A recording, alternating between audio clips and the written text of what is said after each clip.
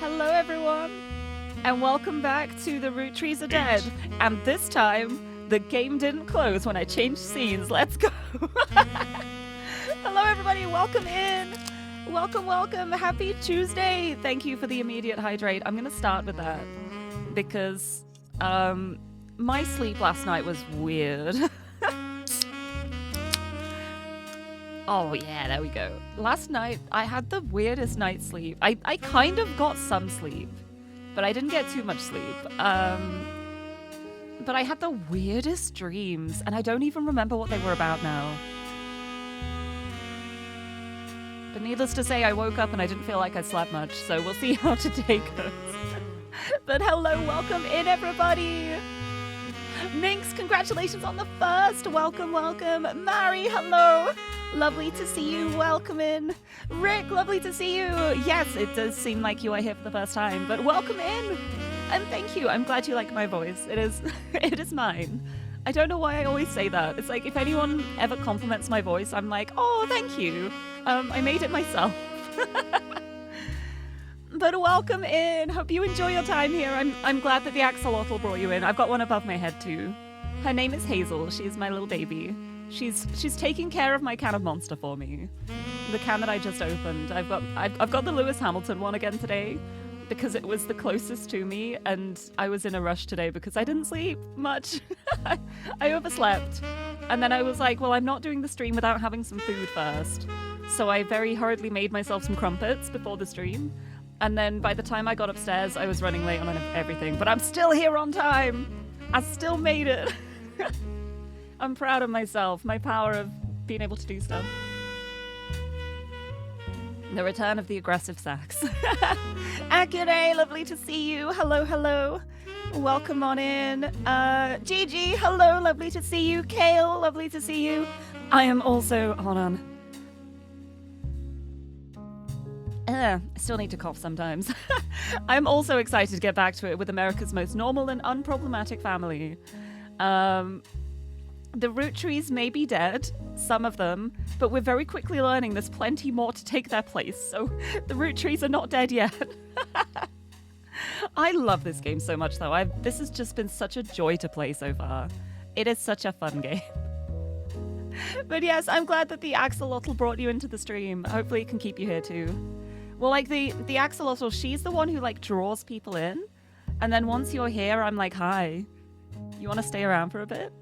You want to stick around? We can have a chat. We can spend some time together. You can watch as I dig through the family tree of this terribly adulterous family. Let's find some secret children. I've actually had some theories since the last stream, which I'm very excited to share, because I think I might know what's going on with some of the root tree records from the Guy Hudson times. And I'm curious to see if my theories will match up. But I'm going to click continue because that sax is very distracting. Let's get some different background music on while I say hi to everyone. Yeah, this is a nice gentle one. Let's have this as the BGM. It's a bit loud. I think it was like always this loud, but for some reason it feels louder to me today. I don't know. Maybe I've got my volume sliders up. Pretty lovely to see you. Thank you for the backseating message. I'm finding this stuff out myself. But we can talk about other things in the meantime. Like, what did we even end up talking about last week? There was a huge long conversation and I don't remember what it was about, but it was really fun. What did we talk about? We were talking for like an hour. I've forgotten. It doesn't matter. We'll find things to talk about. Suzume, hello, lovely to see you. Welcome in. Who else is here? I think I got everyone. If I missed you, just pat me on the head. Kuni, hello! What if we all are root trees? Maybe we are. Maybe everybody is a secret root tree. Guy Hudson got really busy. I mean, we already know that he did. There's like 5 potential infidelity things going on just for this one guy. And what did he do? All he did was kind of almost bring the company under and then die in a car crash.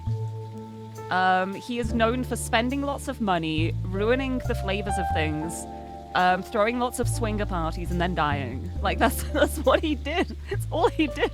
He's terrible. I mean, I say that.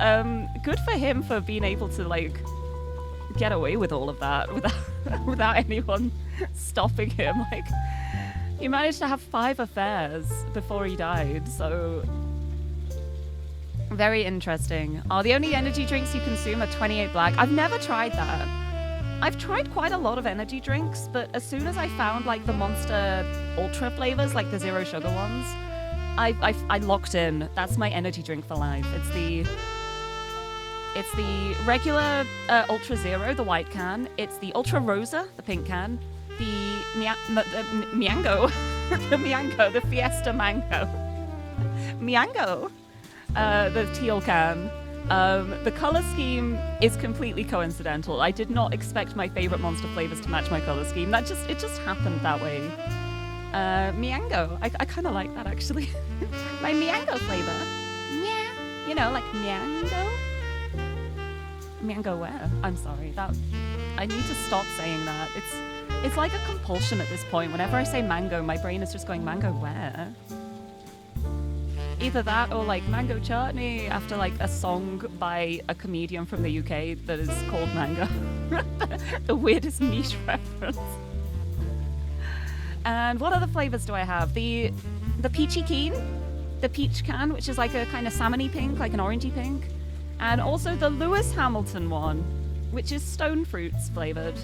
And is also the one I have for my Blueprints streams because the can is blue.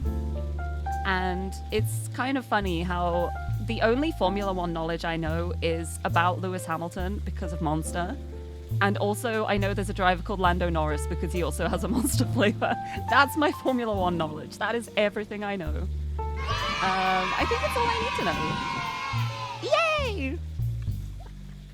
Thank you. Thank you. I'm very proud of myself for my Formula One knowledge that Lewis Hamilton exists. Oh, it's so funny though, because I was, I don't know if anyone knows about like the newest Jackbox Party Pack. I've been playing some of that recently with some of my friends. There's one game in it called Suspectives, and you've got to answer like a bunch of questions, and then one person will be chosen as like an imposter, as suspect. And everyone you have to bluff, because your answers will appear on the screen. And so you kind of have to bluff, like, no, that's not my answer, to like prove your innocence. So it's you've got to answer it all truthfully, but then you've got to bluff and lie about it and be like, no, that's not my answer.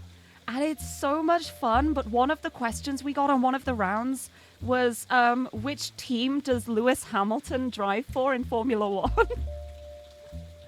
And there was like 4 out of 6 said, I know nothing about Formula One. And I was like, right, this clears me as a suspect then, because I know that Lewis Hamilton drives for Ferrari because I Googled it. I looked up his Wikipedia page when I had the Lewis Hamilton Monster flavor. And that is how I know. And that clears me as a suspect. And that was like my proudest moment. It was so funny. And then in another one, it was a trivia one. And it was a question about stone fruits. And I was like, I know what stone fruits are as well, because that's the flavor of the Lewis Hamilton Monster. So I was like able to explain to everyone, like, yeah, stone fruit is like a fruit that has like a pit or stone in the middle of it. Those are stone fruits. So we were able to get the question because of my knowledge purely from Monster Energy Lewis Hamilton Zero Sugar. It was, I couldn't believe it. Like, when it helped me once, I thought that was hilarious. When it helped me twice, I was like, this is just ridiculous. And I love it so much. It's so good. But it tastes really nice, too. It's so good. Also, Minx, I saw you said earlier as well, to let you know if I want any other Monster cans, I might ask you to do a Lewis Hamilton one. Like the blue with the yellow logo. Because I do drink a lot of it now. But you've already got the other flavors for me. You've already made them for me. Thank you. But that would be a lot of fun. Yeah, I have no idea what I was talking about last week. But now we're talking about Lewis Hamilton Monster. So everything is as it should be. But yes, thank you. Thank you for the posture check as well, Rick. I did not stretch, but I will now. I have a big stretch. Ooh, roll my shoulders a bit. Oh, that feels good. Feels like a good time. Oh, I like the Ultra Strawberry Dreams one as well. I love the strawberry one. First time I tried it, I was like, I'm not sure what I think of this. I think it's a bit too much, but the more I drink it, the more I like it. The Strawberry Dreams one, like the flavor of it specifically feels like strawberry ice cream to me. Like it tastes like ice cream, but in a drink. And so I think that's why I thought it was a bit weird to begin with, because I was expecting like the stereotypical artificial strawberry flavor, like from sweets and stuff. But it's not. It's a very ice creamy strawberry, and I think that's why I like it. Bam, bam, bam. Yes, drinking Monster's good for you. Lewis Hamilton, no, it's with a W. Lewis Hamilton, because I also thought it was written like Louis for the longest time. And then, so I was saying it like Louis Hamilton, because I literally knew nothing about Formula One. And then someone corrected me and I was like, is it? Google's? Oh, you're right. I know nothing. And now that I have the cans, I can see it printed on the can in front of me, so I will never make that mistake again. Thank you, Lewis Hamilton. Good times. We're missing a Monster can that's a nice cyan. Oh yeah, like we've got the teal for the mango. Oh, no, there was one I had. Oh, when I was in the US. Hold on, where's my phone? I've lost my phone. Hold on. I got it. I found my phone. I need to look through my phone photos quickly. While I was in the US for Off-Kai, back like earlier in the year, there was a flavor of Monster there that I've never seen in the UK. And the can was like cyan and pink. And I was immediately just like, well, I need this. I simply have to have this flavor. I'm trying to find what it's called. Where are my photos? Oh, I went back too far. I went back to 2024. I was like, of course I'm not going to see it here. Ah! When was Off-Kai? It was June? It was June, yes. Okay. Where is this can? I know I took so many photos when I was in the US. I'm still making my vlog. I'm still making my vlog that was meant to be like a 4th anniversary reward. It might be done by my 5th anniversary. It's probably still going to be after my 5th anniversary because I have other stuff that's being prepared for that. But it is happening. My vlog, which is just pictures. Because I forgot to actually make videos. No, I made one video actually. Oh! I made a really cool video actually. So there will be a couple of video parts in my vlog, but the rest it'll just be me talking. That will be the video. Oh, where is this? I'm losing my mind. Where is this monster can? I've just got Taco Bell and Baja Blast. I can't find the monster. So, what did you have when you were in the US? I had Taco Bell. I had Jack in the Box. And then people would be like, did you have anything actually good? I had IHOP. That was nice. The pancakes were really good. There were way too many pancakes. I could not finish them. Oh, wait. I had like the Full Throttle most American can in the world energy drink that was just a very nice mild citrus flavor. I can't find this monster. I'm losing it. When did I... Oh, I found it. I found it. Ultra Vice Guava. Hold on. Let me send this to myself so I can show it on screen. Where's me Discord? I will send that. You know what? Xander's the first thing on the list for like sending to Discord. Sorry, Xander, you're getting a picture of my monster so that I could save it. I'm just sending him a DM with a picture of a monster can. Ignore this. Thank you. Thank you, Xander, for being there. For anyone who doesn't know, Xander's my brother. He does streams with me on Fridays. He's that little face, the emoji face. That's him. I'm going to resize this before I send it because it's like 4,000 pixels tall. Monsty. This is a terrible photo, but it shows you what you need to see.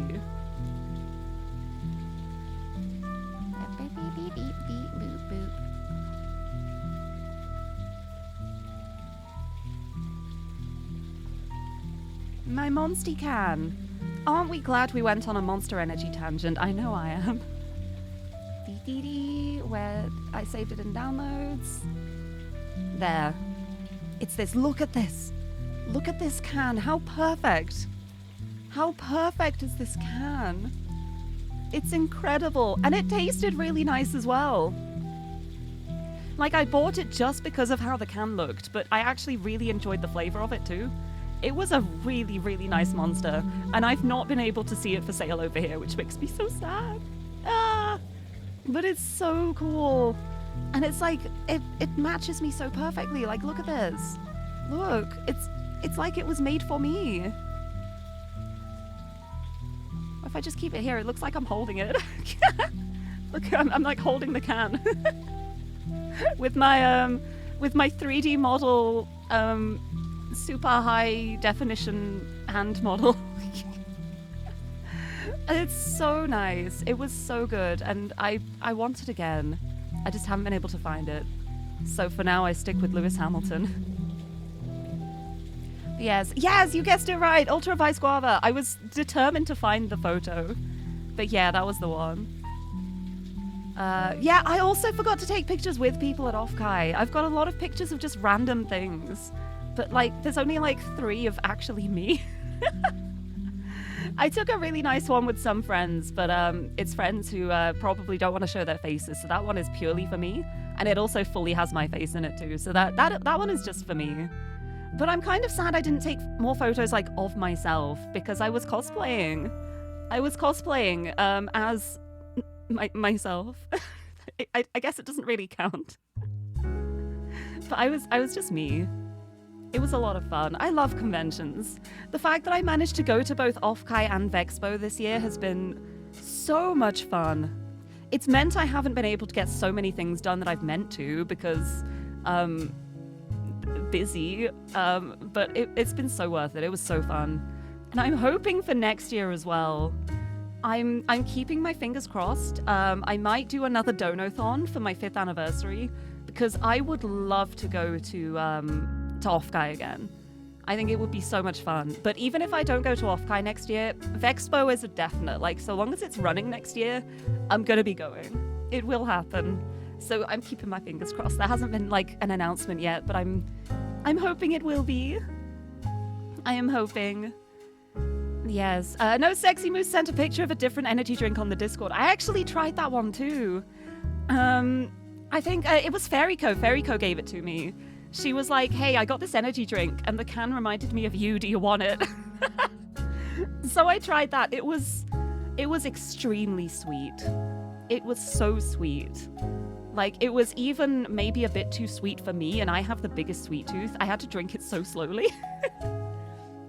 But yeah. And Mac, hello, welcome in. It is a very pretty can. Like, I bought it because of the can, and it just turned out to taste nice too, which was really nice. But yes, welcome in. Oh, Suzume, I have a very pretty face, thank you. So do you, though. You're really cute. It was really nice getting to meet you. Yeah, sure thing some monsters tasting pretty good, but you'll always stick to your 28 black energy drink. I mean, that works out, because then I can drink all the monster and you can drink all the 28 black. And we will never have to fight over it. It's perfect. Good times. Aw, you might not be able to donate though. No, that's completely fine. It's never like an expectation. Like, if anyone can't afford to donate to a donathon, that is fine. It's just if people can, it would be nice. And it can be a thing, like, if I don't earn enough through a donathon to get to Offkai, it can then just be, like, brought forward as a Vexpo fund. So it's still going to be for a convention either way. It'll just be how things go, how it works out. But yeah, there's just so much stuff that I want to do, and then I'm broke. But it's okay, because I work it out. It's why so much of my stuff is self-made, because I figure out a way. But I do have exciting things that are in the works. The MV for my song it's starting. It's coming along. I'm editing it myself, so it's taking a while. And I don't have all of the art assets yet because everyone has been very busy. But it's in progress now. It's an active project. It is not a to-do, it is a currently doing, which is really exciting for me. And I'm probably going to ask people for help. I'm going to be like working on it and be like, help, how can I make this look better?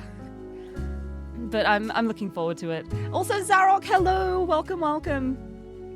Yeah, oh Mac, Vexpo was such a good experience. Everyone was so friendly. That was the same at Offkai too. That's just been the thing, like, VTuber conventions, they are like the most welcoming places. And I think it's because everyone has like the same stuff in common, like saying with like the most love in my heart, we're all just big nerds.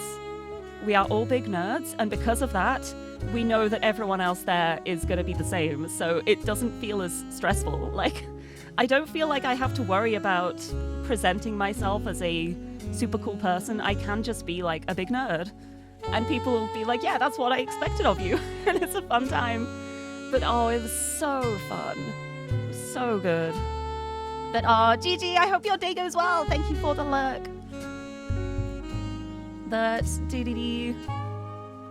But yeah, it was so much fun. It's been such a great year for me. Like, after having a couple of years which have been a little bit, I don't know, I've managed to accomplish things, but I've definitely felt disappointed in myself and what I've been able to do. But this year, I feel like I've actually accomplished a lot. And it's really nice to feel like that's going to continue for next year too, because I have so many plans. I have so many things going on. And they are things that are in progress. I've got very exciting stuff for the anniversary. Actually, I'll just say it. The anniversary is the MV. I'm aiming to get the MV released on my 5-year anniversary for my original song, Home Is In Your Heart, available now on Spotify and Apple Music and YouTube and some other places. Teehee. Do I have a command for that? I don't remember if I do, actually. I do. There it is. Ha ha ha! That's my song. My song! Written and produced by the lovely Wonder Riku, with additional writing from me. I helped. I changed quite a few things, actually. Like, as we were recording it. Sorry, I keep needing to clear my throat today.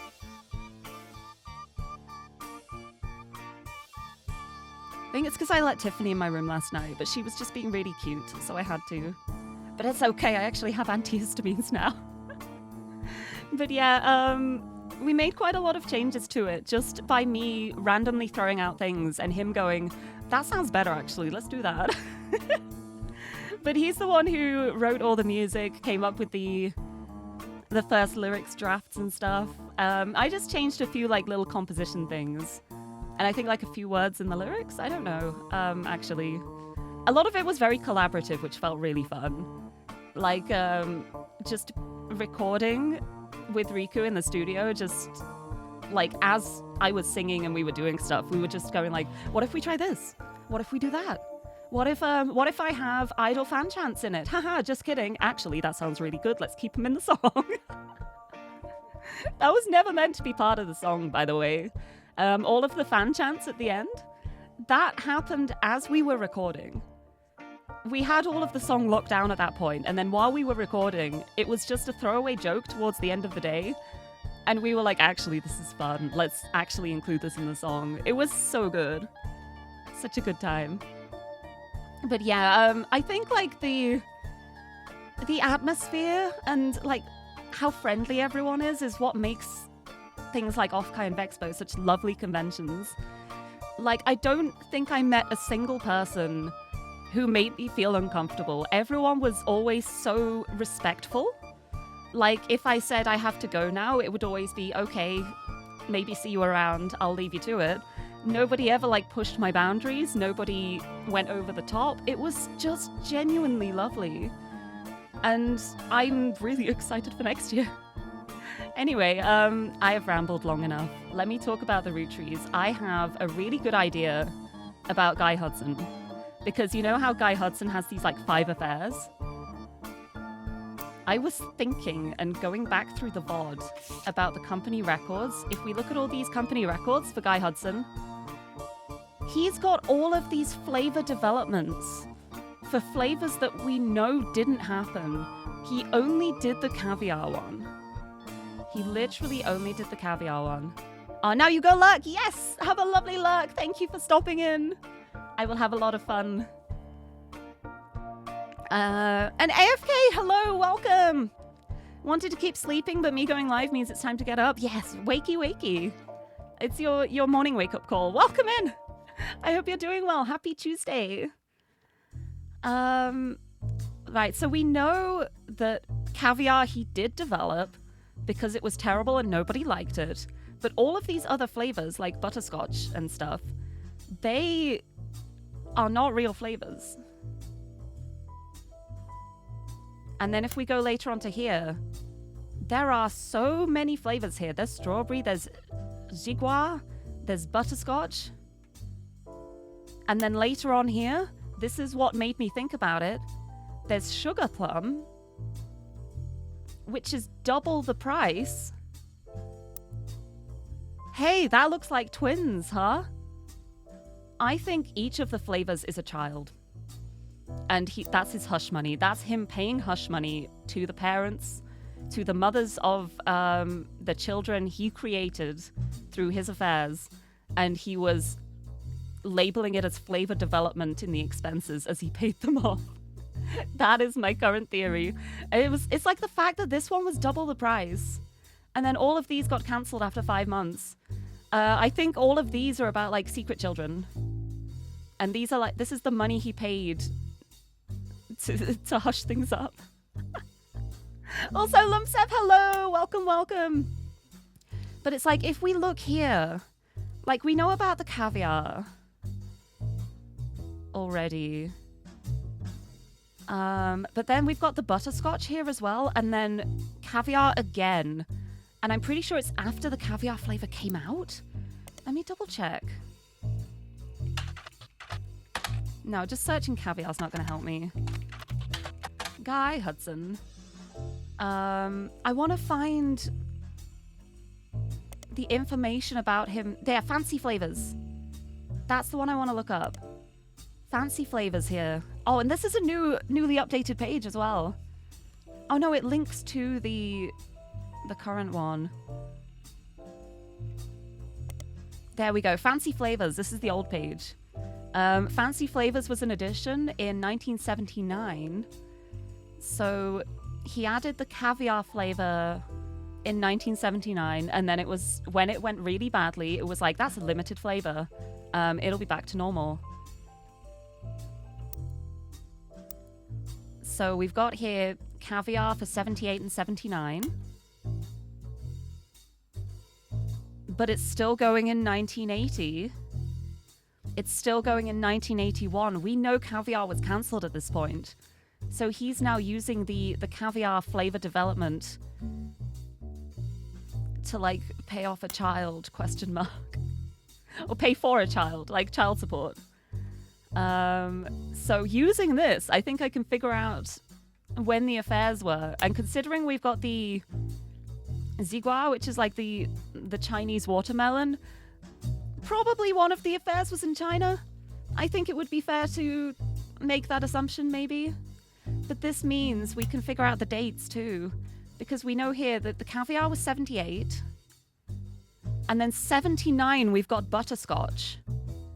So a child would have been born in 79, and that would be the butterscotch one.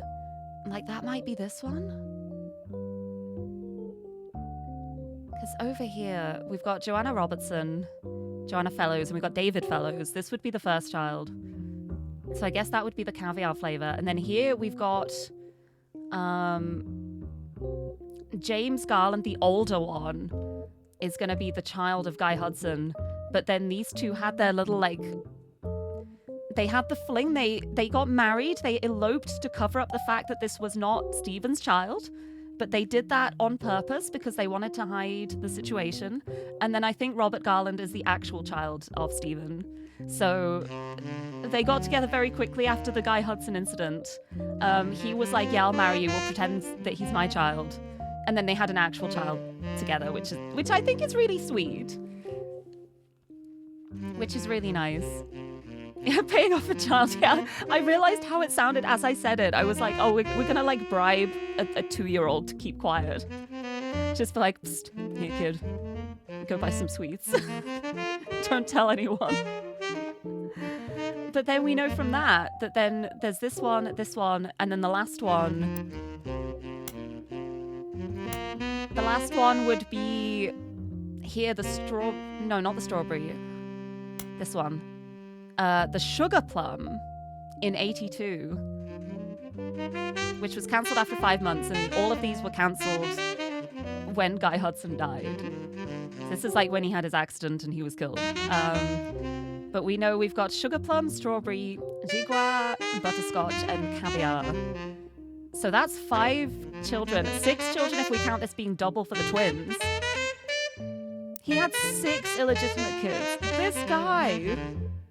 This guy, you would have thought he would have learnt after the first couple, right? But he kept doing it. He kept going on. Oh, I'm getting so distracted by the music again. There we go. Oh, wait, I love seeing the emojis. The emojis in the chat right as I start to get distracted by the sax. I wish I could make just a little playlist of songs.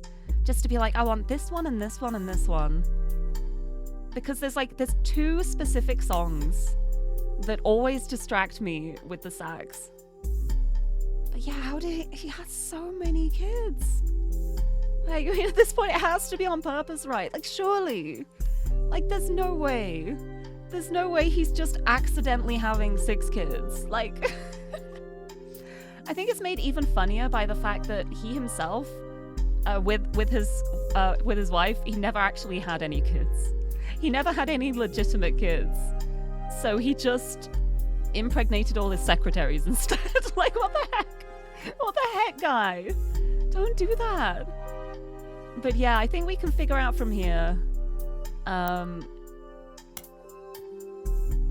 Starting over here, we've got the caviar. And then the caviar is for 78 and 79. So caviar is going to be the one covering David Fellows. I'm going to write these down, actually. Guy Hudson's infidelity. It's just everything. I think this is also... That's his secretaries. Okay. So, caviar. David Fellows, who is 5Ps. I want to look at more about 5Ps because the fact that I haven't gotten any music, any of 5P's music, feels wrong and I want some. So we got caviar, so then... So that was 1978. 8. So I'm going to save that. Also a raid! Oh my goodness! Shale Lee, hello! Welcome in! Thank you for the raid! I hope you're doing well. Welcome. Welcome to Guy Hudson's infidelity. 8. What a screen to have up while a raid happens. Hi! Welcome, welcome! I hope you had a good stream! Oh, you were playing Divinity. I love Divinity.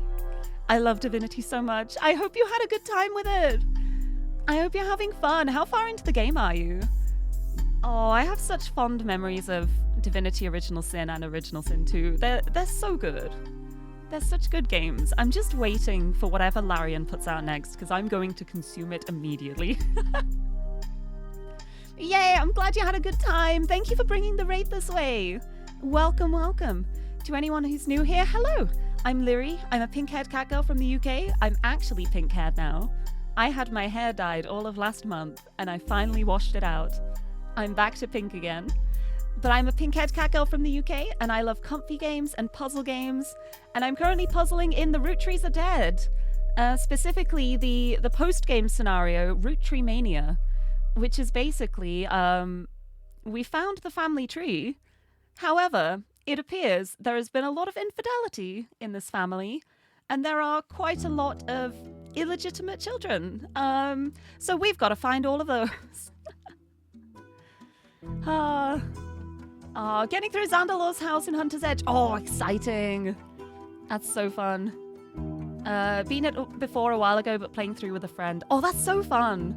I feel like it's the kind of game that really rewards playing with someone else. It's so fun to play co-op.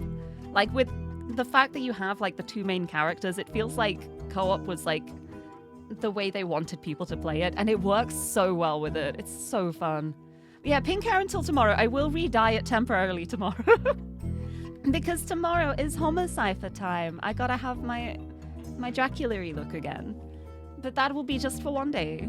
Maybe 2 days if I keep playing Homicipher. I may end up continuing to play it. It is a very fun game.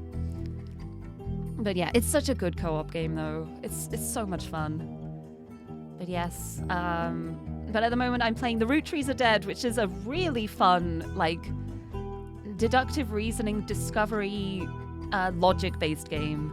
And I'm having so much fun with it. I'm finding things. I am rooting out all of the scandals of the root trees.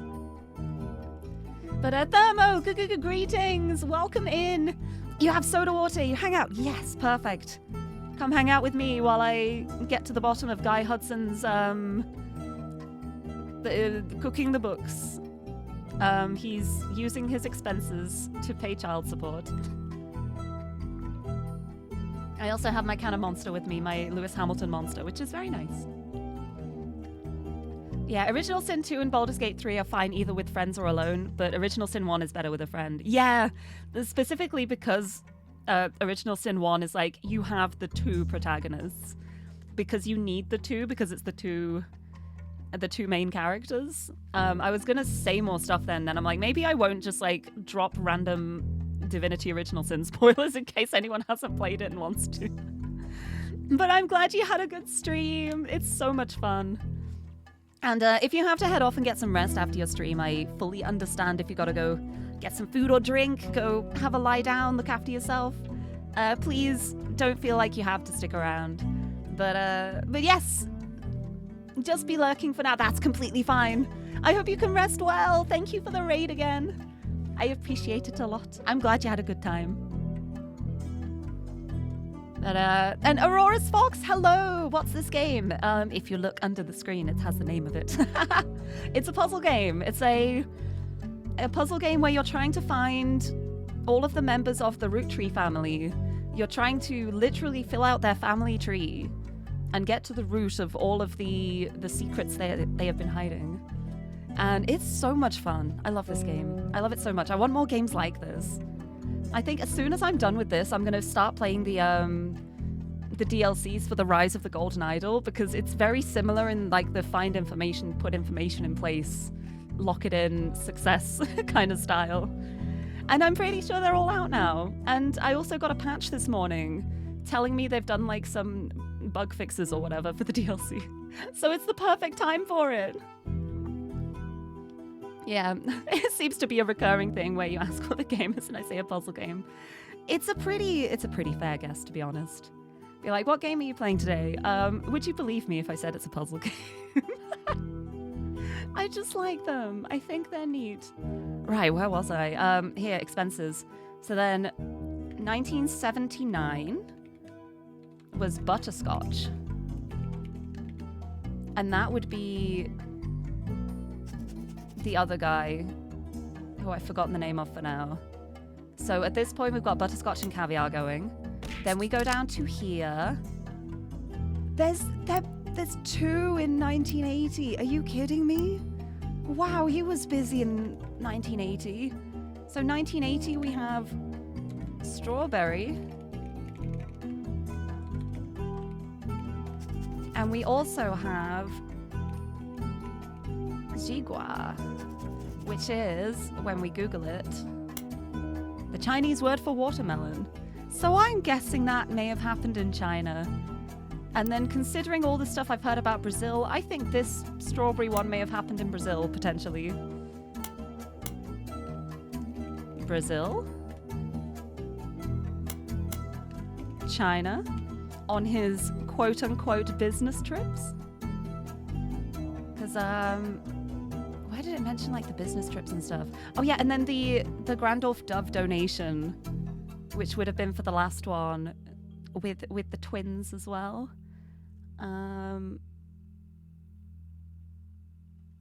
Yeah, that'll be this one then. 1982, we got Sugar Plum. So that was when the next ones were born. And that's going to be for the twins. Twins. So here we go. We've got a list of his infidelity. The Strawberry and Jigua could have been either way around, but because the Strawberry's listed first, I'm putting it that way. Although we got the Caviar and then the Butterscotch. So it's going up this way. So these might be the opposite way around. Can I, like, move where they are? No, I can't just, like, move the notes. You know what? I'll just put them in the same thing. There we go. In the same ones. Oh, thank you for the hydrate as well. I will have a sip of my monster. I'm fueled up. So if we're going, like, earliest to most recent, then that would imply that the Chinese affair happened before the Brazilian affair. So that's interesting. I wonder if there's any relation with the names, because I don't think there is. Because no, we've got David Fellows and Joanna Robertson. It could have just been easier to keep the Caviar because it was already in use. But then when he had a second affair, that was when he was like, oh, I need to come up with another flavor. This was the one for James Garland. James Garland. And then over here, we've got Heather and Melissa. Heather and Melissa forward. So those were those affairs. I don't think the flavors have anything to do with the names. I was wondering if it might be like the first initials again or something, but I don't think it is. Right, so I need to find out more about what Guy Hudson was doing in Brazil. What if I just search Root Tree Brazil? Oh, hey! It actually worked. I didn't know whether that would work or not. Hey, this could work. Root Tree Brazil, spelt like as it should be for not English, haha, is one of the companies created to manufacture and distribute root tree candy. It was developed as part of the Root Tree Everywhere initiative near the beginning of 1979. Let me highlight that so I don't forget it. I stuck it in the infidelity page. That is fine. Unlike some of the other Root Tree Everywhere results, Root Tree Brazil seems to be a success. You do some rough translating and find a significant amount of information about it. Brazil was the only region in which caviar-flavored 5 pieces were a hit. The primary reason that the factory still exists to this day is solely to create that flavor, which comes in its own standalone 5 pieces bag with Portuguese writing. So yeah, if it was released at the end of 1978, you don't need to keep researching the flavor in 1979. You've already developed the flavor. Yeah, here. You don't need to keep developing the flavor after it's been developed. That just confirms things. A small town named Alvalagos, near the municipality of São Bernardo do Campo, became the location chosen by the Root Tree Candy Company after a newly elected local politician named Edson Soares heard that they were planning a new factory and petitioned them in early 1979. Right, I'm just gonna highlight a bunch of stuff so that I don't forget about it, because I'm really good at forgetting things. The factory was controversial as locals did not want it there. The Root Trees visited Brazil around Christmas and managed to break ground on the project. I'm sure they did, Guy Hudson. Since then, however, it has been operating relatively smoothly, except for 2 incidents. The first was Incendio do Bordo, that sounds like fire, in 1982.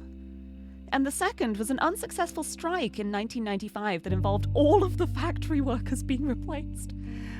That's so messed up. They're like, we're going on strike. We want better standards for our work. And they go, well, we'll just fire you and get new people instead. If you're not going to work, we fire you. That's... Wow, that is callous. That's horrendous. Let me highlight this. Because 82, is that going to be before or after he died? Because Guy Hudson died in 82, I'm pretty sure.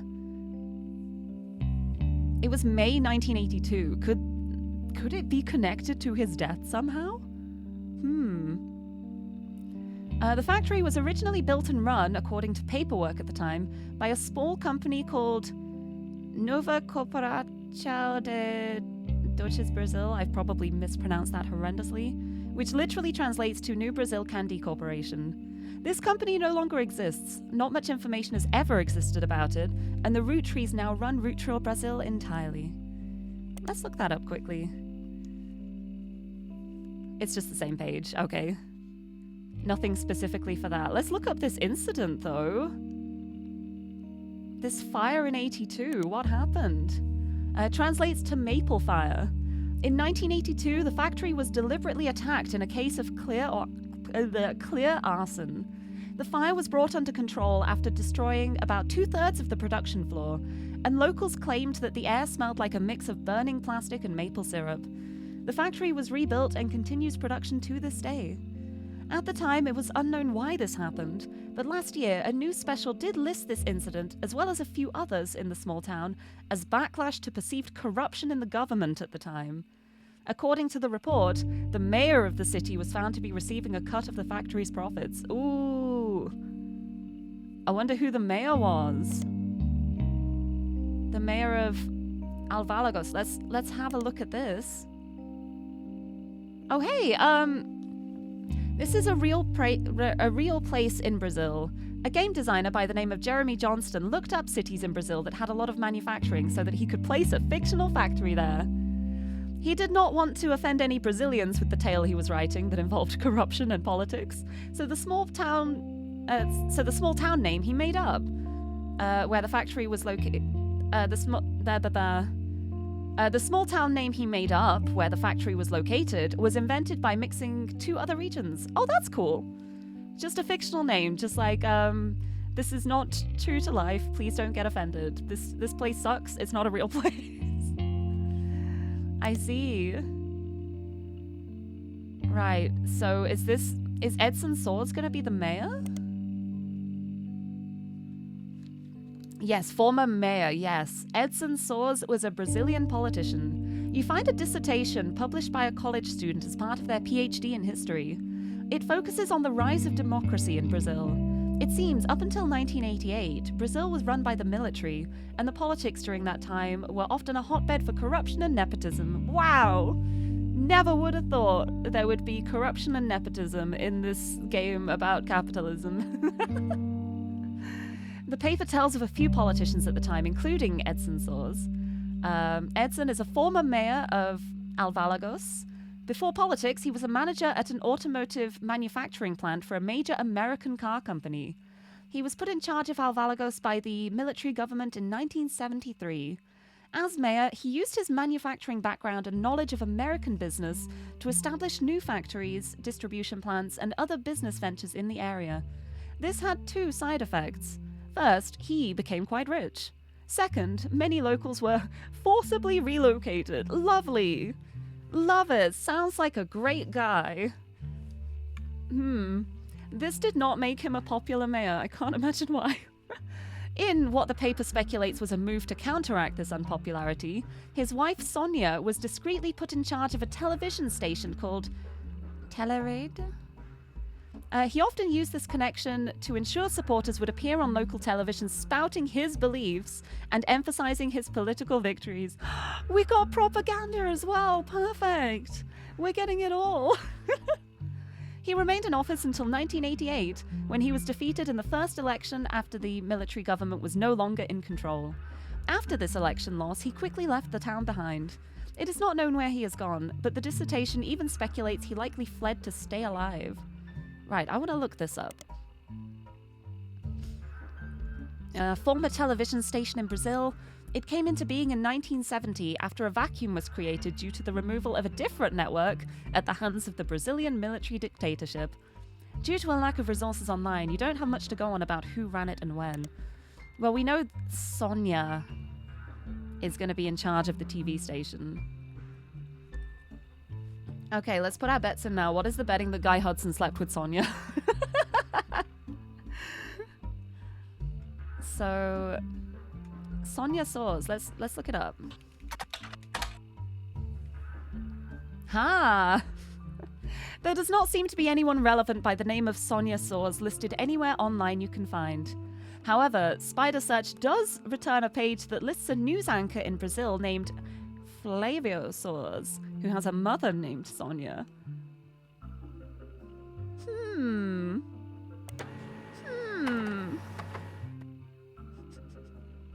I'm sorry, the print off was just XX Flavio XX. Flavio?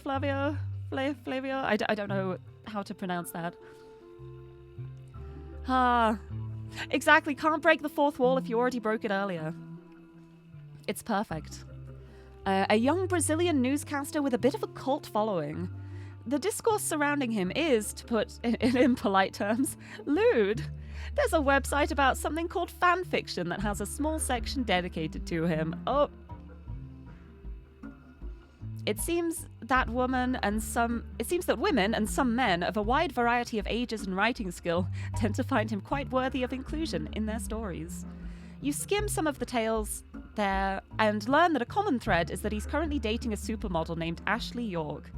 Many stories either seem to ignore her existence or get her out of the picture rather quickly. Oh, I should have made the poll longer. Nah, I think we're good. Yes or yes? I think the answer is yes. Here we go. There are also there are other more traditional fan sites that list some things about him, including his age, 18, his zodiac sign, Libra, his favorite food, grilled steak, and his mother's name, Sonia. Also, it seems that Flavio translates to golden-haired. One website with a signed publicity photo of him seems to confirm this. The photo has been added to your evidence. I'm sorry, but like the print off for it was like XX. Like the kind of stuff I did in like 2005. Hey, look at him. To Natasha. Kisses from Brazil. Hello. Who's that? Signed photo to a fan. Oh, I guess just a random fan then. Nice. We've got a picture of him.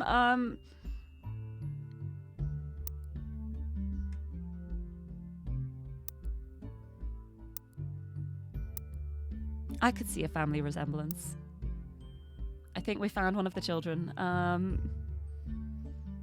The question is going to be, is it here or here? Which order did I do? Yeah, because I think it was China and then Brazil. So I'm gonna put this right here.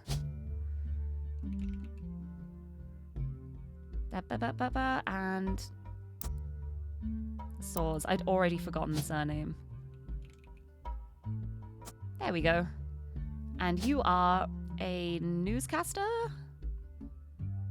News anchor? Yes, news anchor. There we go. And then your mother is Sonia, but I don't have her maiden name yet. I'm putting it as Saws, even though I know that's the married name. Because we need to find her maiden name. Beep, beep, beep, beep, boop. Currently dating a supermodel named Ashley York. Let's look her up too. Just for the sake of it. A British supermodel who does ads for perfume, clothing, and jewelry. She has been the subject of some controversy in the past few months, having been protested by PETA for wearing fur on the cover of some magazines. Yep, she's dating him. Brought them both into the limelight. I see. Right. I need more information about Sonia. We've got the information about Edson Swords here. Probably time to start looking in the newspapers. But I'd like to find the mother's maiden name. Right, let's look you up in the periodicals. Business Watch? Butler County Times? I don't think they're going to be in the recent ones, the local ones. I'm just putting it in everywhere.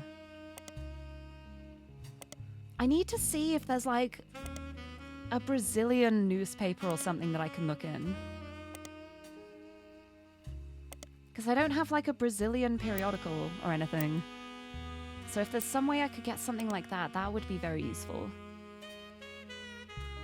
Bam, ba, bam, bam, bam. We got all of this stuff. Because there's this, but we don't have much information about it. Because that's a TV station. I'm not going to find that on 1999 internet.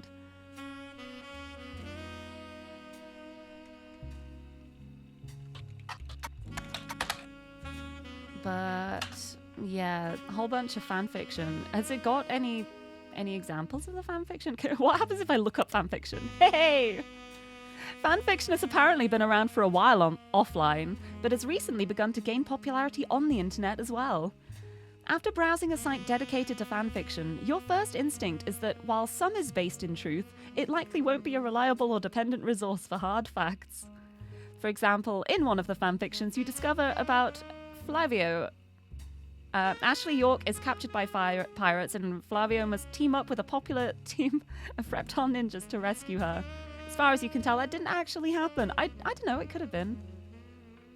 I think it could have happened. I love that. Maybe they'll have pizza afterwards. What was I doing? I need more stuff about Brazil. Right, what else can I look up with this stuff? I guess because he used to be a manager for an American company, maybe there's some information in one of the newspapers about him. I don't know why I'm doing the chef signature one. Oh, I wanted to look up the parents in the chef's one. At the end of the last stream, I was thinking to get a picture of the chef brothers. Like, I need the mother. Photo for the mother. There's not going to be anything here. Nope. Right, what was her name? Here, Christine. Christine Garland. And James Garland. Let's look them up again on here.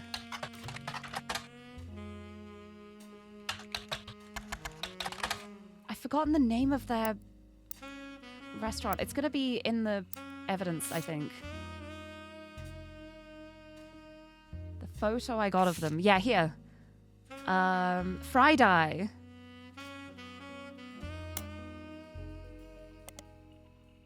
Yeah, Friday. The samosa cone. Nothing there. What if I search this for the samosa cone? No, it's the same page. That makes sense. Also, Jupiter, hello. Thank you for throwing a thing at me. Also, Tor Warlord, hello. Hello, hello, welcome. I'm going to have a sip of my monster, even though it wasn't a hydrate redeem, just because I want to. But welcome in. Happy Tuesday. Here we go. Can I just search Friday on Spider Search? Yes. My Boston homepage. Can I look that up? Hey! My Boston homepage is run by someone with eclectic tastes. They claim to rate things on a scale from wicked awful to wicked wicked. I think that's a really good scale. The most recent thing to receive a wicked awful was an antique store called Bees Things. Apparently, the owner, Beatrice, is not very friendly. The most recent establishment to receive a wicked wicked is a comic book store in Cambridge called the Million Year Picnic. As far as you can tell, nothing besides Friday seems to be connected to your search in any way. Well, I still have to look these up. Here we go. Bees Things is an antique store located in Boston. The owner's name is Beatrice, and the store's name appears to be a somewhat awkward attempt at a bee stings pun. This is supported by what can only be described as a swarm of bee-related imagery and puns on their website. This is so good. This is so great. I'm so glad I looked this up. Their logo has a pastel yellow and black striped theme with clip art insects all over it. It mentions that all of Boston is buzzing for bees. There's even a listing for a vintage armoire that mentions it has plenty of room for all your yellow jackets in it. At the bottom it states, "Fly on down, honey, and make a deal with Beale." Nothing here appears to be relevant to your search. I think it is. That was important. And now the Million Year Picnic is also going to be important, I think. Yeah. The Million Year Picnic is a comic book store in Cambridge, Massachusetts. It is one of the oldest comic book stores in the United States, founded in 1974, and named after a short story by Ray Bradbury. If you decide to visit the Million Year Picnic for the first time after playing this game, please tell the owner, Tony, that you heard about his store from the video game The Root Trees Are Dead by Jeremy Johnston. Fair warning, he has no idea that I did this and will probably be somewhat confused if you're the first person to tell. I love that so much. Can you imagine that? Can you imagine just walking into a shop, going up to the owner and being like, "Hey, just so you know, your name was like, your shop was mentioned in a video game." If you have no idea about it. That's great. I hope someone has told Tony that. I hope someone has gone and said to Tony, "Yeah, did you know your shop's in the game The Root Trees Are Dead?" That's so good. Also, Mellowmute, hello, welcome, welcome. And Jester, thank you for the posture check and hydrate. I'm going to stretch my arms. I'm going to have a sip of my drink. Welcome in. Monster energy. Welcome. I hope you're doing well. This is so good. What if I just look up Ray Bradbury? No, I was hoping there might be something about him.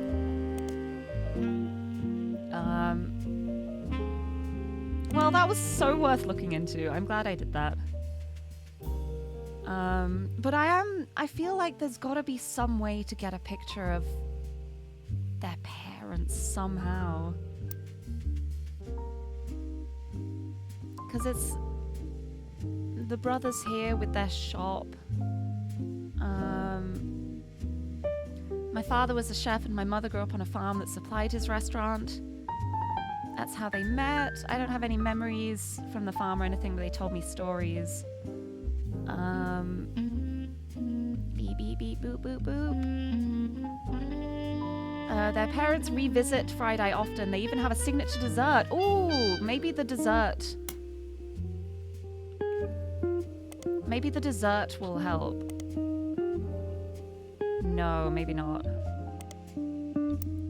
I need a picture of the parents. I don't have a picture of Christine. I don't know how I can get one. Because it's like, apparently the parents visit often. So if I could just get like a picture of them. Maybe like telephoto Friday, see if anyone's taken photos. No, I don't think so. Let's look up everything. We already got that. The Herald, Modern Music Monthly, News Time, Picoty, Portland Telegraph. It's not going to be in these ones. But you never know. Right, well, we got more information here. We got more information on the Brazil side of things. And the politician Edson Soares. Because Edson Soares and his wife Sonia. So this is going to be Edson Soares. Don't have a picture of him though. There might be a picture for something. Because with him being a mayor as well, you'd think there would be like press information. But I don't have any Brazilian magazines or anything. Let's go back to here. We got all this.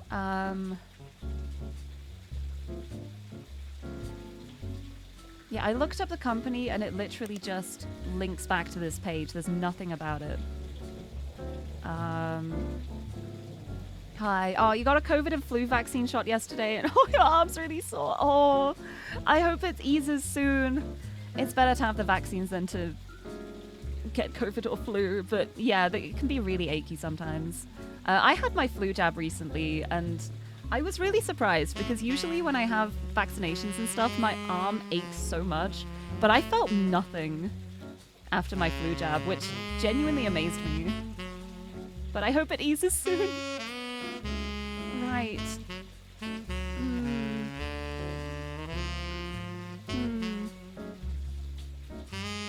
Because I visited around Christmas. And then this was the arson attack.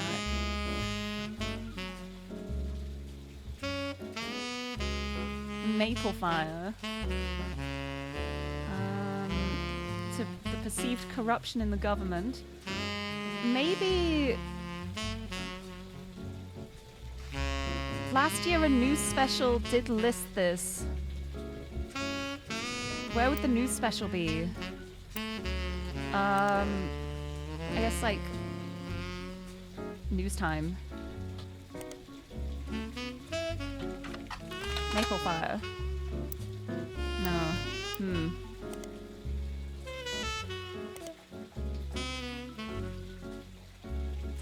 What news special? What news special? You just say a news special. What news special? Where? Where is the news special? Tell me about the news special. I'm going through everything. Business Watch. Butler County Times. It's not going to be in there, but I'm still looking anyway. Nothing here. Maybe the Portland Telegraph? Nope. Telephoto? Nope. I'm...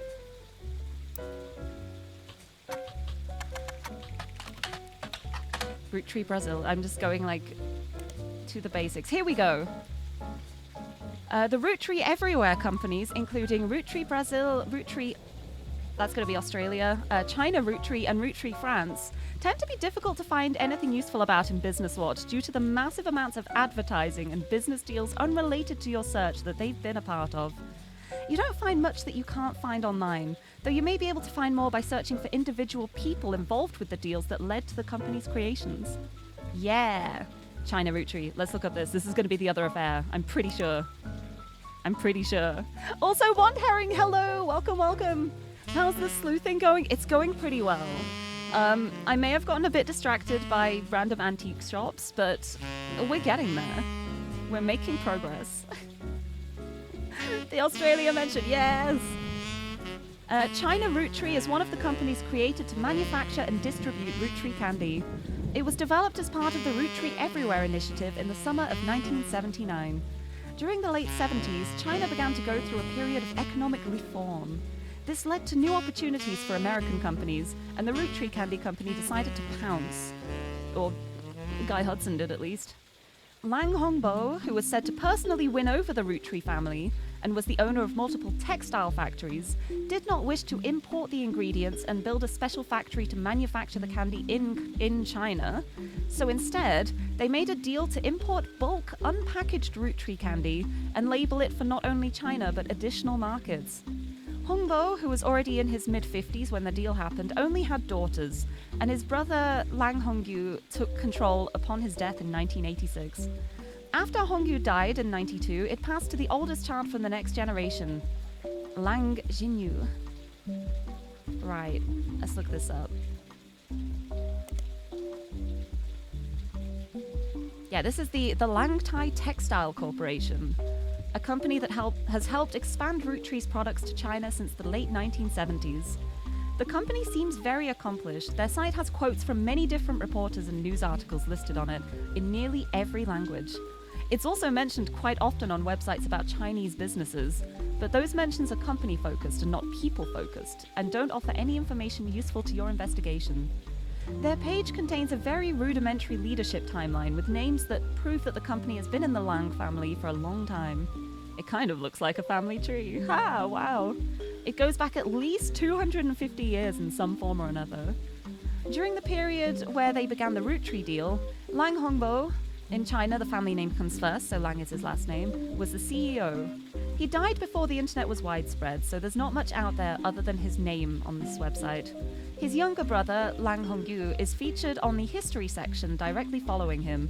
This also seems to be the only mention of the man. The current CEO is a woman listed as simply Xinyu. Xinyu? I don't know how to pronounce things when it's like Romanized Chinese. The site doesn't list her last name, though she does appear in the family tree below Hongbo. Langtai has a few American logos on its page. One is the Roottree logo, another is Tranquilts, and the third is Piece of Asia. Okay, this is a good page to have. So I'm just gonna highlight that so I don't forget about it. I think we've got a lead for here. We got a lead for here.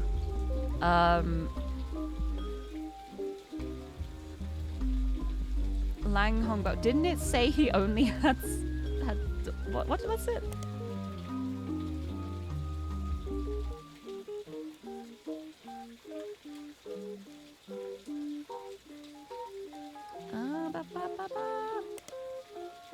China Roottree only had daughters.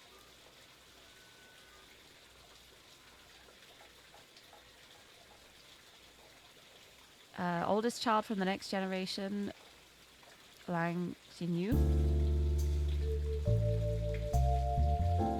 I wonder how old she is. Ha ha ha. Ha ha ha ha. Ha ha ha. Ha ha ha. Okay, yeah, I think she slept with I think she slept with Guy Hudson. Okay, this is what I needed. A businesswoman currently running the Langtai Textile Company. She was recently listed in an article on a website written by and for women. The article, entitled Empowered, is about the recent rise of women entrepreneurs in China. The article states that due to her lack of brothers, she has a younger sister, Lang Xinyu took over as CEO of her father's company in 1992 after her elderly uncle was deemed unfit to run the company due to mental deterioration. This was apparently an extremely controversial move amongst the company's employees, and some of them, the article does not state how many, quit and wrote a letter stating that she must have coerced him in his vulnerable state. Okay, but I'm also saying, if it was that easy to coerce him, then maybe he was unfit to run the company because of mental deterioration. Like, it's complicated.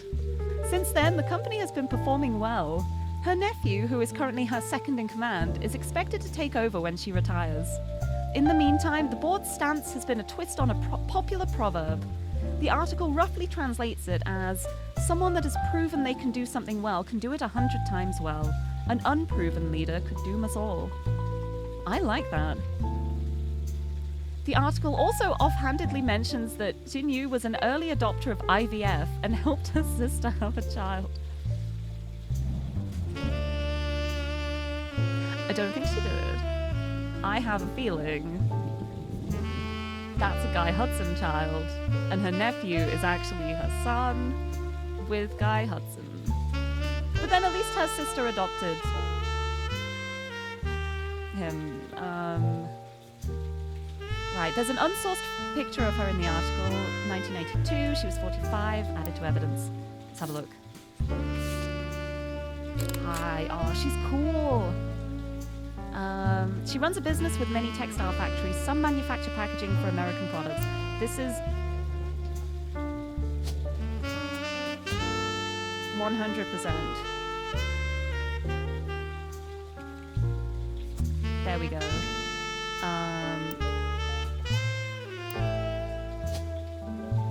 Right, it's gonna be CEO, I guess? Running a company? Unless there's something that would fit better for, like, entrepreneur.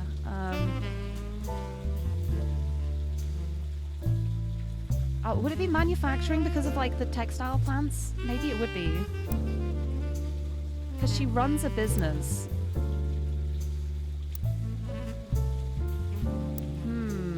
I'll put it as that for now. And then, right, what was her nephew's name? Her quote-unquote nephew. Well, I say that. It is her nephew if her sister adopted him. Then son and nephew. It doesn't have the nephew's name.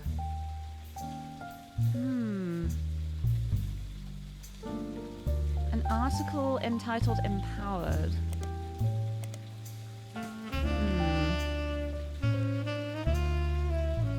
Right, IVF, let's search that. Hee.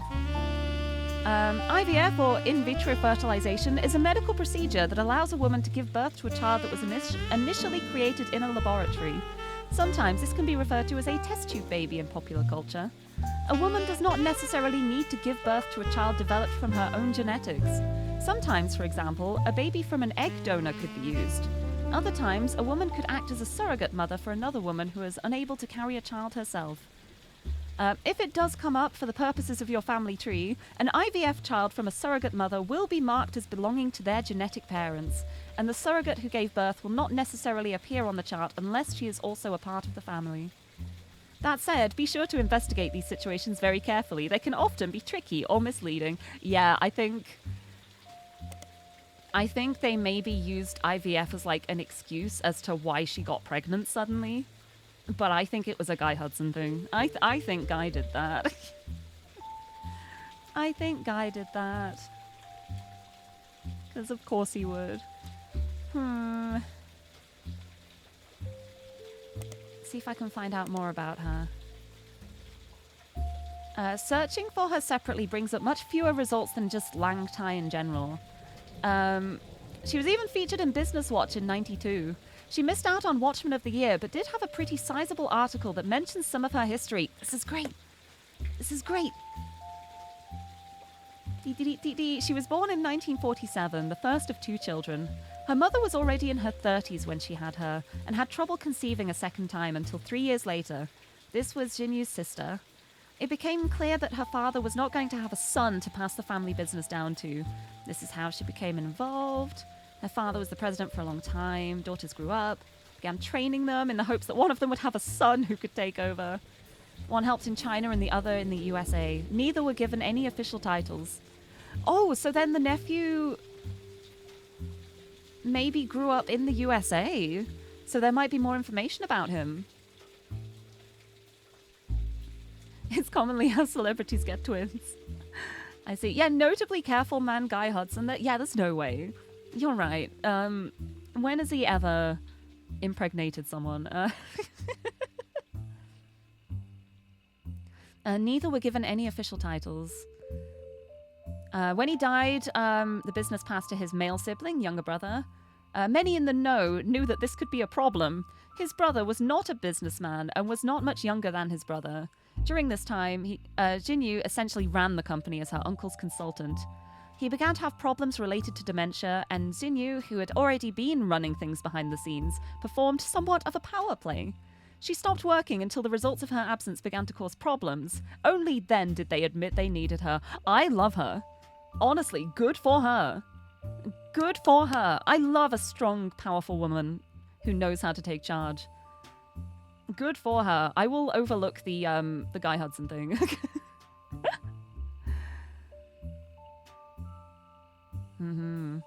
Right, so then... So the other daughter was in the USA. If we could find out her name, then we might find more information in, like, more local magazines. Right, I'm just gonna look through everything again. Maybe not the really irrelevant ones. News Time? Nope.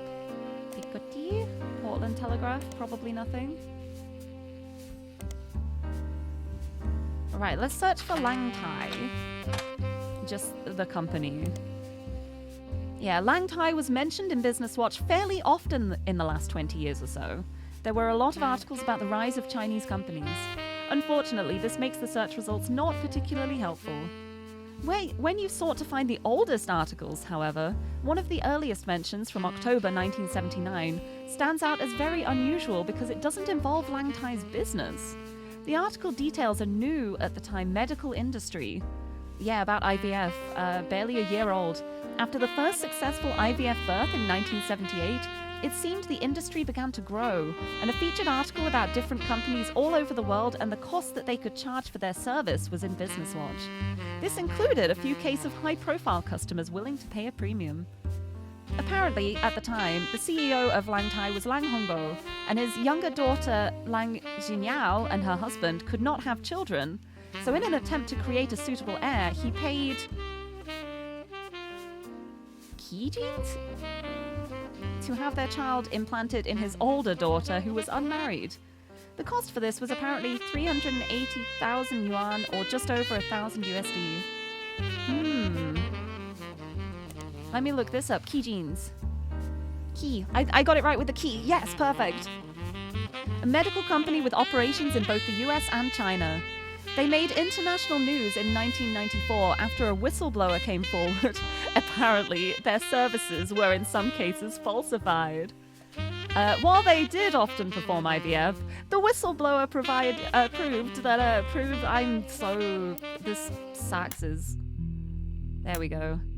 While they did often... Oh, the chat message is always right as I notice the distraction. Right as I get thrown off by the sax. It's so distracting. The whistleblower proved that a few of their customers paid for a very different service. An alibi. The company would claim they performed IVF on someone who was already pregnant to create a cover story for high-profile families who did not want to give up the child, but did not want the shame of an unmarried mother. This is exactly what I said. I was like, I bet it's this, and this is exactly what happened. I'm sure of it. The whistleblower claimed that they had helped do this at least 6 times, but only provided proof of one case, the daughter of an American politician who is unrelated to your investigation. Keyjeans shut down soon after, and both founders have reportedly fled to Lebanon, where there is no extradition to either China or the US. I see. Nothing there. Right, yeah, that's definitely what happened. She fell for Guy Hudson's charms. Lord knows what they are, but he must have had them. She got pregnant. They used the company as a cover-up. Like, no, I had IVF for my childless sister who really wanted a child. Oh, that's so funny. That's so funny. Nice. Right, so we've got the name here. Lang Xinyao. Let's look her up. Yeah, mentioned very briefly in an article about IVF. It details a new... Yeah, this is all the same stuff here. Right, let's spider search her. Piece of Asia. Ah! Piece of Asia is the American arm of Lang Thai, located in Pittsburgh, Pennsylvania. According to their site, the Thai in Lang Thai translates to peaceful, so they chose their name in America to match. There are a lot of other companies listed here, too many to investigate, as very few of them seem to have any relevance. It seems Piece of Asia is nearly as accomplished as Lang Thai. They offer fabrics and cloths at wholesale prices. You don't spot anything out of the ordinary. The business is said to be owned by husband and wife Jerry and Linda Han. Their Chinese names are listed too, and from using an online translator, it seems that Jerry is Han Junwei and Linda is Lang Xinyao. Jerry and Linda, amazing. I could probably find more information with that then if I look up Linda Han. Here we go! Jerry, Linda, and Mark Han appeared recently on a website called Focus on Philanthropy under the headline, Hangin' with the Hans. The Hans were chosen because they donate significantly to causes that further Chinese American culture. Jerry and Linda were both born in China and fell in love during college. Linda's father led a large company. This article never names it, but we know it's Lang Thai. After it expanded to the US, Linda's father approved their marriage so long as Jerry took over the US portion of the business.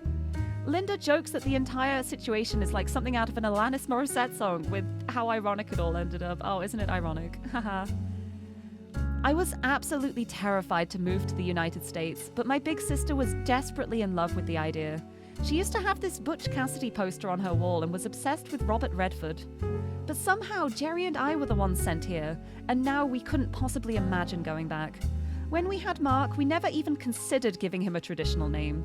Meanwhile, my sister stayed in China and has thrived there. She doesn't even like visiting the US anymore. Well, maybe it brings back memories. Maybe it makes her feel awkward. Our kids are complete opposite, though. Mark couldn't wait to travel abroad as soon as he was old enough. He's actually in business school in China now, working with my sister. Yeah. Our niece, who grew up there, was the opposite. She couldn't wait to get here. She started calling herself Lucy Lang in high school and flew out here as soon as she graduated. The name change apparently drove my sister absolutely loco.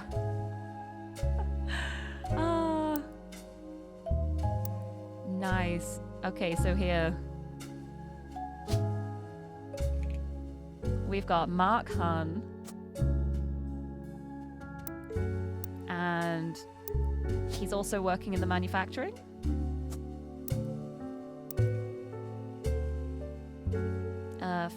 Focus on philanthropy. Right, I'd really like a picture of them, I've got to say. Let's look up Lucy Lang. There. It's not exactly a common name, but it's not the most uncommon you've come across either. There are a few that come up with any searchable details, so it might be possible to narrow down your possibilities. Mentioned on a robotics website as part of Team Talonclaw. Team Talonclaw are one of only 2 teams from the US participating on a new robot-based show in the UK. Wait, is it Robot Wars? Robot Wars? Another Lucy Lang is part of a small women's a cappella group in Los Angeles called the Gin and Tonics. A third one works in New York for a business called Corporate Synergetic Solutions Unlimited. Right. Flew out to the US as soon as she graduated, so it's... could be any of these. Let's check out Team Talonclaw just because I love robots. The Robotics Club of Mid-Eastern University. Their robot, also named Talonclaw, has been selected for appearance on the 2nd season of a British television show focused on robot fighting. It's Robot Wars. It's Robot Wars. Oh, fond memories. I used to love Robot Wars. I was a big Matilda fan. Fan of Matilda. What a magnificent robot she was.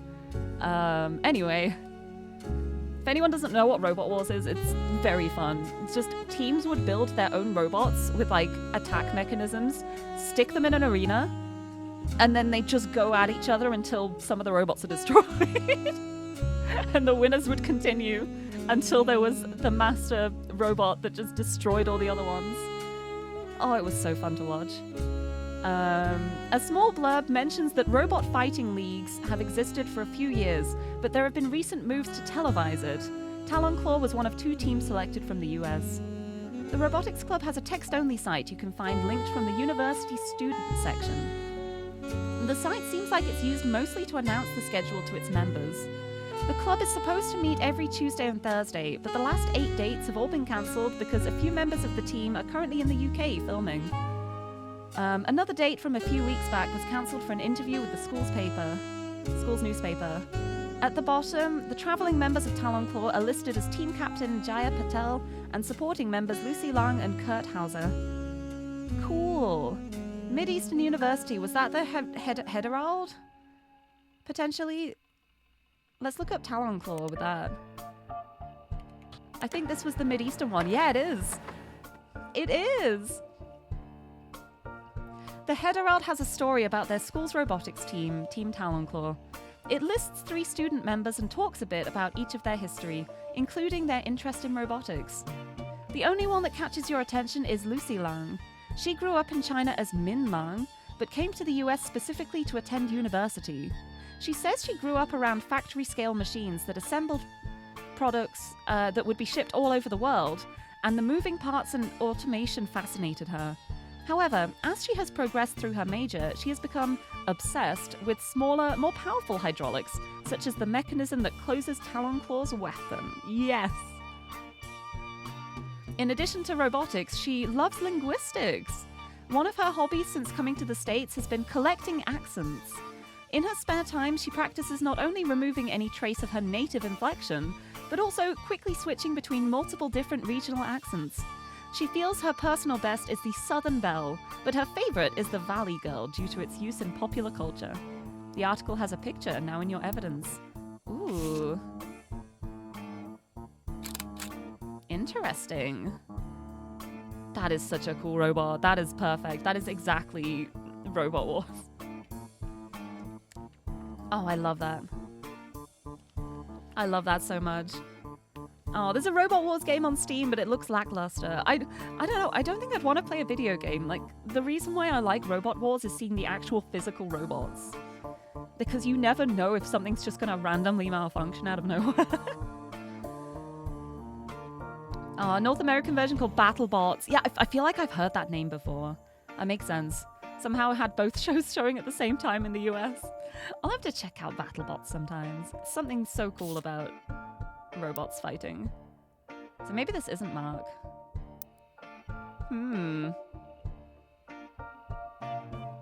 Right, let's go back. There's all the stuff about Team Talonclaw. Let's have a look at the Gin and Tonics, just because that sounds cool. The Gin and Tonics are a college a cappella group out of Los Angeles. Lucy Lang is listed as a soprano. There doesn't seem to be much else about her other than her name, and that she performs as a soloist on a song called Like the Wind. The group were featured on a CD compilation called Boca, performing a cover of a popular boy band song. It doesn't seem relevant to your search. I think it does. It does. It is. Boca stands for Best of College A Cappella and has existed since 1995. It's a compilation of various a cappella groups from different colleges, often performing covers of popular music. It doesn't appear very relevant to the Root Trees or anyone connected to the Root Trees. Nobody has ever done a cover of a song by Jim and Diamond, for example. Maybe someday. I wonder if Jim and Diamond have any more stuff since, like, the ROOTTREEMANIA stuff. Jim and Diamond apparently sent out some mail to Diamond's Dazzlers that mentioned that they didn't spend a lot of time near or around the candy company anymore, so they couldn't really comment on any recent news. Yeah, honestly, Jim had the right idea. Just getting out of the public eye entirely. A best of album did get released to CD during ROOTTREEMANIA. And while neither of them have performed recently, the couple did do a few signings at local record stores near their estate. During question and answer sessions, Jim has stated he hasn't been inspired to write any new lyrics. As far as you can tell, Jim and Diamond's marriage is still doing just fine, and there have never been any rumors of infidelity about either of them. Jim is so good. One of the few decent root trees. Best of Jim and Diamond. I want it. Jim. I want it. I want the best of album. Give me the album. Let's look it up in Music Monthly. No, it's the old one. Best of Jim and Diamond. I want... I'm so sad. I'm so sad. These are all old. They're all old. No! Right, back to China. I need to stop getting distracted. What about Like the Wind?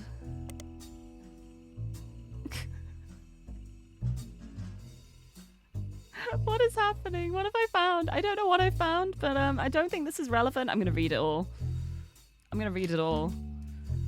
Subways of Your Mind by FEX is an early 1980s pop song, and it was a #1 hit in many countries, though it peaked at 6 in the US.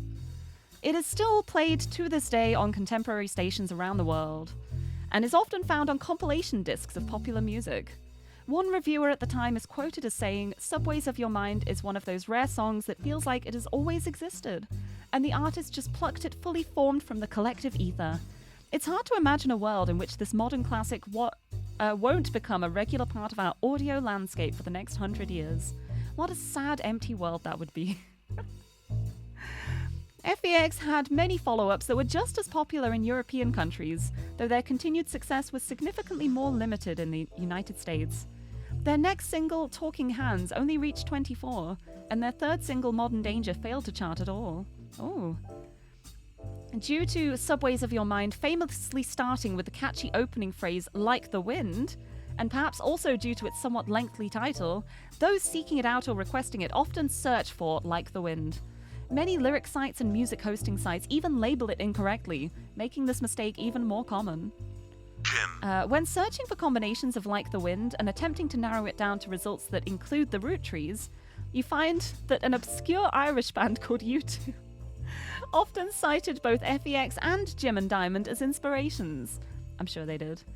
As far as you can tell, neither FEX nor Subways has anything to do with your search, and seeing as U2 is relatively unknown to anyone outside of Dublin, the connection seems to be an odd coincidence.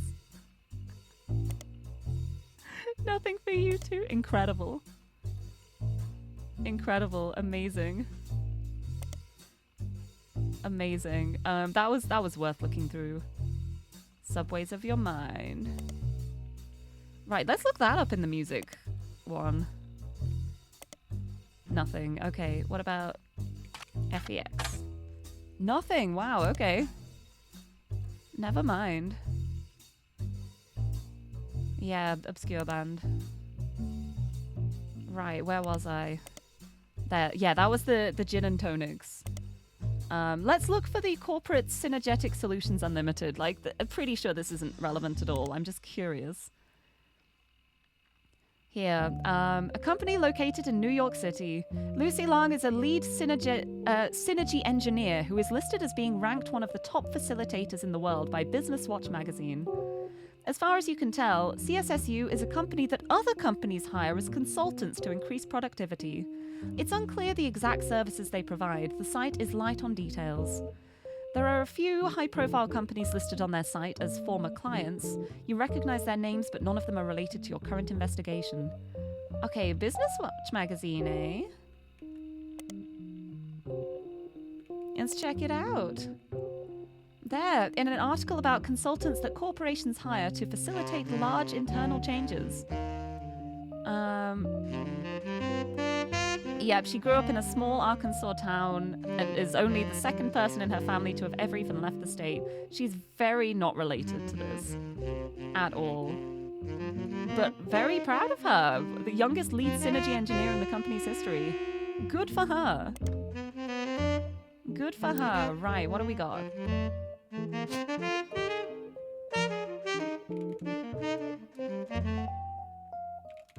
Right, she changed her name to Lucy. So we need to find what her name was. Is that like robotics engineer?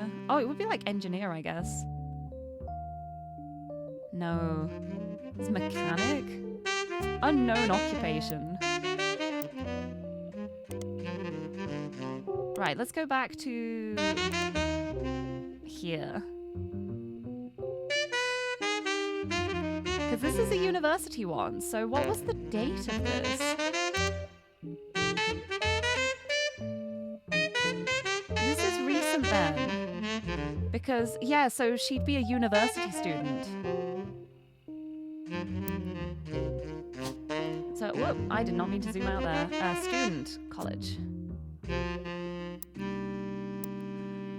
What's her name? Oh, here. Min. Min. There we go, and we got a picture of her too. Ha ha ha. Ha ha ha. I feel like I want to put her as CEO instead, because she's like running the company. Is that like president of like just regular company? No, this is just for like the Root Tree presidents. I don't think that's right. Right, over here, I still don't have a picture of Sonia. I don't have a picture of Edson Swords either. Maybe looking up Flavio will find some more. Flavio Suarez. It's probably Suarez actually, isn't it? I've just been saying Swords this whole time. Like, soaring through the sky. It's gonna be Suarez probably because Brazil. I don't know how to... I speak English, I'm sorry. I'm terrible. Is there really nothing? What about like Teen Blast magazine? Hey, Ashley York appeared in Teen Blast magazine wearing a fur shawl. Another more recent appearance in text only mentions she's dating Flavio. A Teen Blast reporter asks how they met. I was in Rio for Carnival and he was on one of the parade floats. I had no idea who he was, but I liked what I saw and told my people to invite him to the party I was going to. I felt pretty stupid once I realized that we were going to his party. Well, his mother's party. She runs a media empire down there. Oh! A massive media group owned and run by a mysterious woman named Sonia Alves. It seems Sonia Alves is a common name in Brazil, so she shortened her name to Nia to stand out in the public eye. Oh, okay. Nia received a significant inheritance in 1980. A quote-unquote significant inheritance, eh? From Guy Hudson after giving birth to his child, maybe? Yeah, that's one way of putting it, I suppose. And invested it in many different manufacturing businesses in her hometown in Brazil. At the same time, she had just begun to learn the ins and outs of running a television network. She continued to work in television until in 1988, when Brazil began its period of reform. She felt this was the perfect opportunity to launch her own media company using her investment and connections. Now her company owns television networks, magazines, newspapers, and advertising firms. After doing some translating, the page about Nia lists her as unmarried. It does not go into any other relationship history. Searching for Nia online, you learn that she stays out of the spotlight. She doesn't even appear at shareholder meetings. She sends a proxy. Divorced from Edson. Literally just saw it and I forgot Alves. Sonia Alves. She works in the media? Is there a... Guess that would also be CEO. It's like she's running her own mega media group. So that would be CEO. It'd be really nice if I could find the newspaper.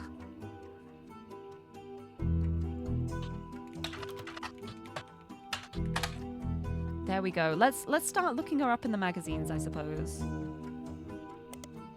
Business Watch. There, she owns many forms of media in Brazil. Business Watch has mentioned her by name a few times. The most relevant appearance seems to be an article about the struggles of American media companies to do business with their foreign counterparts due to a difference in laws. A few media groups and countries are discussed, including those in Africa and the Middle East. Transmissão Paulo in Brazil is also discussed.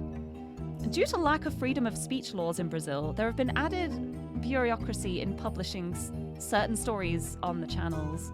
Extremely private about her identity. Once used her connections to have a reporter fired from a rival network and blacklisted. Claimed that this was to shut down a story he was doing about her personal life, including that her marriage in 1973 was not of her own choice. His research claimed that she essentially had her husband forced upon her as a child bride at the age of 15. Oh my god. Yeah, no wonder she doesn't want to talk about that. Jeez. It also claims that past appearances with her husband have been for show, they do not live together, and that she resents her own parents for the arrangement.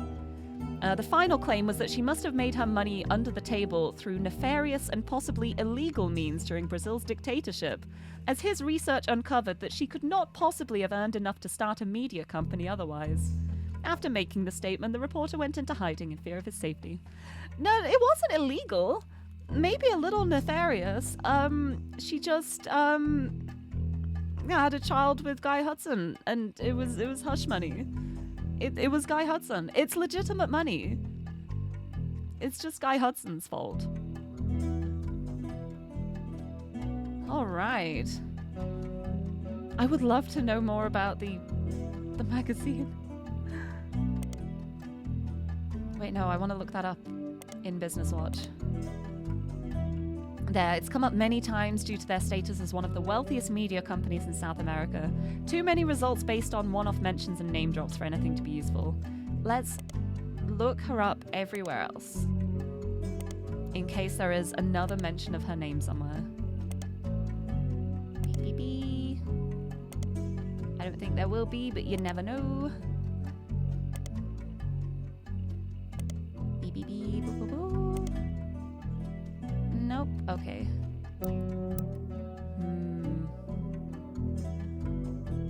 wonder how I'm gonna get a picture of her. Because especially if she stays out of the public eye so much. Probably my best bet is going to be like an appearance with her husband for show, like from the forced marriage. Where would I even look for that? Oh my goodness.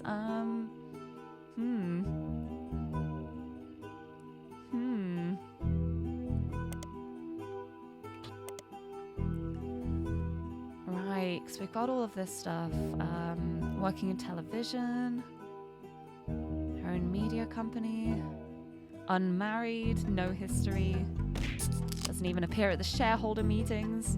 Thank you for the hydrate. Yes, I need to replenish brain cells. This is definitely her. This is definitely her.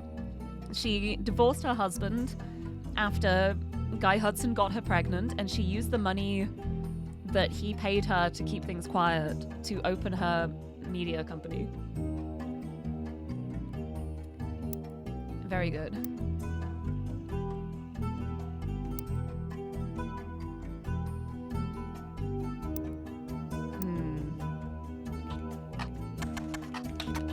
Let's look you up again. Young Brazilian newscaster with a bit of a cult following. Lots. That's all. It's just all about the fanfiction.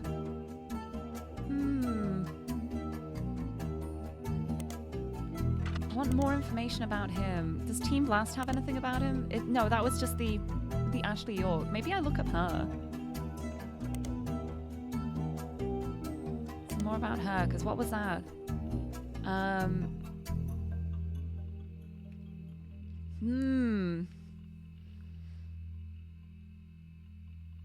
So there was a party. They met at a party. There were parade floats. If I can figure out a way to find a photo of that, or maybe... Oh wait, what was her name again? Ashley York. Maybe see if there's any photos of her. No, I'm gonna look her up everywhere else as well. In case there is something. I love how I went into this and like at the start of the stream I was like, I want to look up more about 5Ps because I want to like hear some 5Ps music, and I've not done that at all. I have not even thought about him. Oopsie. Tee-hee. Yeah, parade floats.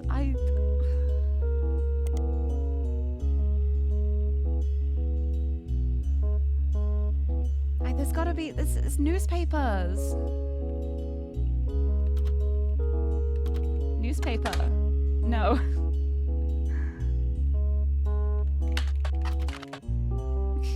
There's gonna be a newspaper. But I don't know what it's called.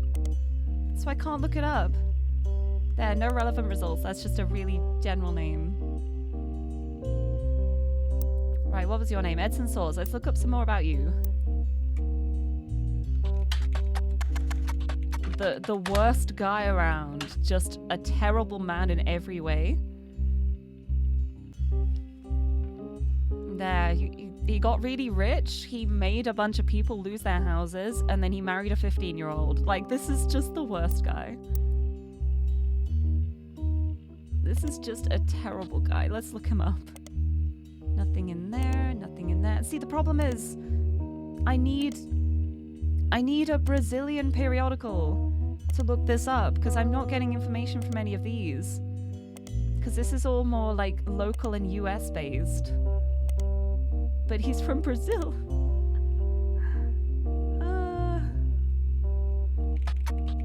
Roottree Brazil. Right, let's see if there's been any photos. No. I'm gonna look up Roottree everywhere again.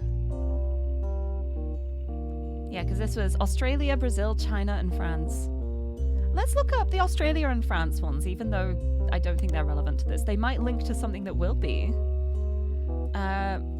Roottree Australia one here. According to a history website, Charles Martin, who owned a company that manufactured licorice in Australia, was tapped to run the Roottree factory after he impressed the American leadership of the Roottree Candy Company at the time. Did have some success, but only in certain regions. And the manufacturing leg of the company shuttered in '92 after the death of Martin, and now serves as an importer and distributor. I see. Charles Martin had a popular brand of licorice called Martin's Licorice Bullets. Hee hee hee. Yeah, helping to develop Roottree Australia, used his own wealth to build a new factory, and they distributed the maple treats through the same methods he had already been using for his previous candy venture. A very unusual business agreement with the main Roottree company, much like how the Clanstead Trust distributed the profits from the Roottree company evenly to the Roottree family. The profits of Roottree Australia would be split 50-50 between the American Roottree company and Martin himself, for him to do with what he wishes. This made Martin very, very wealthy, but also led to many cost-cutting measures meant to increase profits by as much as possible, especially towards the end of Martin's life in the early 90s. Roottree candy gained a poor reputation in Australia, and sales suffered immensely. Charles's vast fortune was passed along to his daughter, Robin Martin, who sold both businesses at first opportunity. Who can blame her? Robin Martin is featured in many of the top 100 wealthiest women in the world lists. She owns a private island off the coast of Australia where she reportedly has her own exclusive retreat.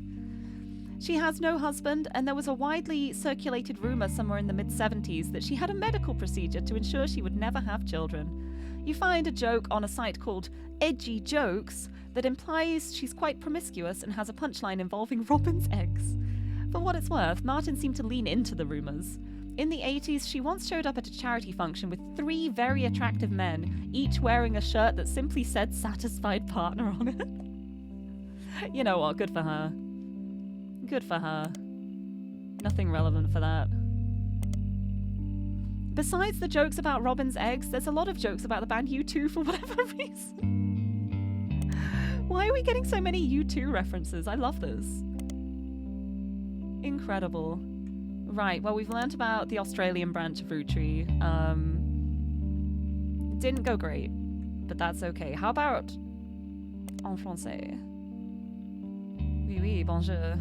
Roottree France is one of the companies created to manufacture and distribute Roottree candy. summer 1979. Apparently, Roottree France was a non-starter. Negotiations broke down pretty late in the process after the company had already been formed, and then the leadership of Roottree went through a very large change soon after. Oh yeah, they were just starting to like lock it down, and then he went and died in a car crash. The CEO of Roottree France was meant to be Tristan Robert.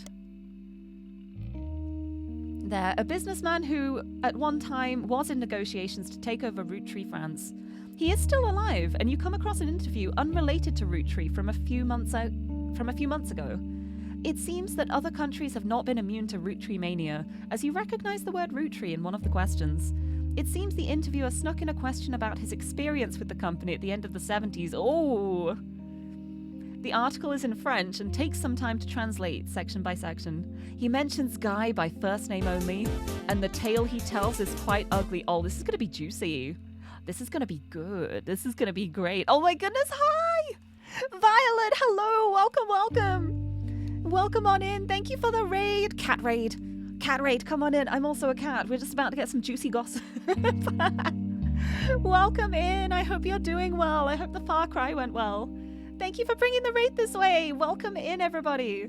To anyone who's new here, hello. I'm Lirie. I'm a pink-haired cat girl from the UK, and I love comfy games and puzzle games, and I'm currently puzzling in the ROOTTREES Are Dead.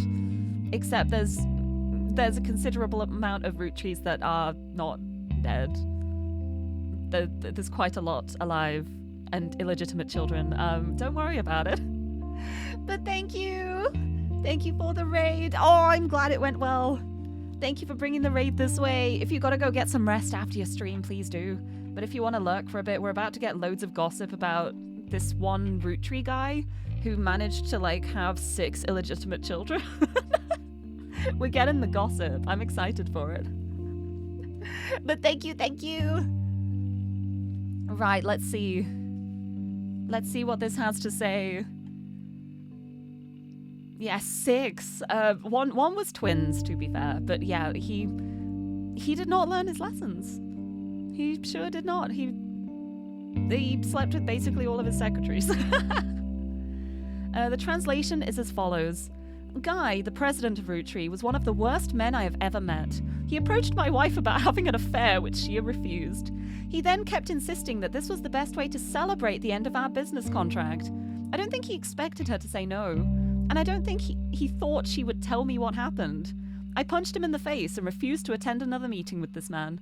They lost a lot of money on this deal because not only was he a terrible person, but he was also a terrible businessman. When he died shortly after, it felt like the universe was working things out. I wasn't surprised to learn he had a secret child. He seemed to treat women like collectible pocket monsters. It seems mentioning Pokemon sidetracks the questions a bit, and the interview never returns to the subject of Roottree. Incredible. Amazing. I can look up Pokemon, yes! A video game franchise made by Nintendo that premiered in different countries over the last few years. Besides Roottree-mania, Pokemania has swept the globe in the last year or so. It's unclear if the franchise will have any lasting presence, or if it will fade like Roottree-mania has. I don't know, it could just be a fad.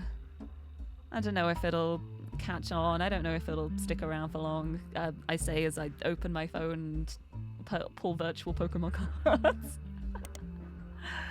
Oh my god, that's so funny. I think he just has a thing for affairs.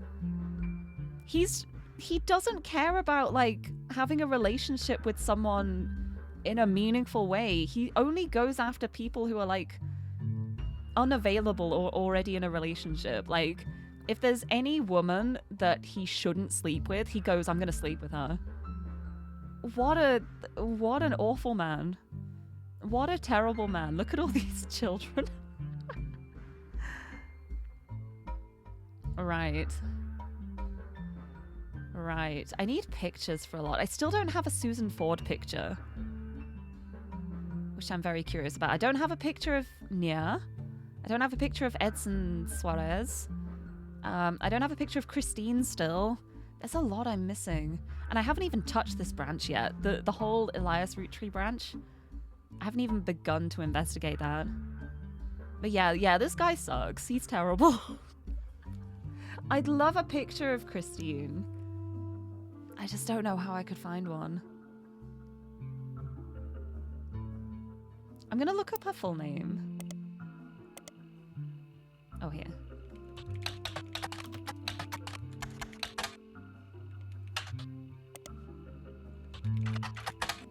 No, nothing shows up for there. Maybe I look up Stephen Garland.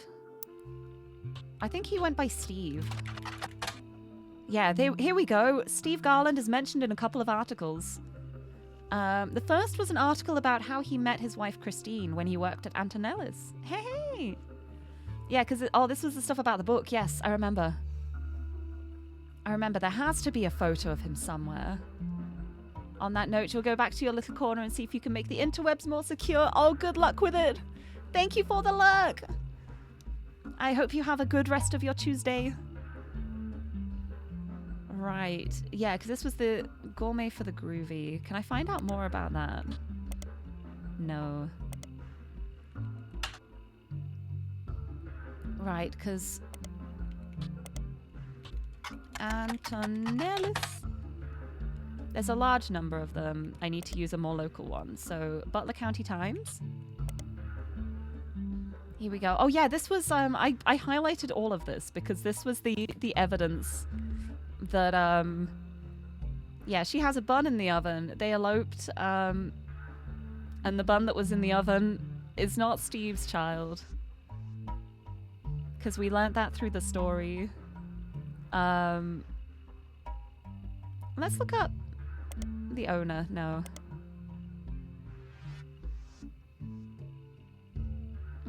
Mentioned because she delivered produce from her mother's farm. Maybe if I look up, what was her maiden name? Farrow? If I look up like farm? Farrow Farm? No? I don't know what her mother's name is. Because if I could look up her mother, maybe I'd find the farm and then I could find more of a link. I'm not sure. Right. Steve used to work extra hours just to be there during her deliveries. They reconnected by chance when she was brought along as Guy Hudson's date to a swinger party. How did I find the swinger parties again? Let me just scroll and scroll. Here's all the Dirty Devil stuff.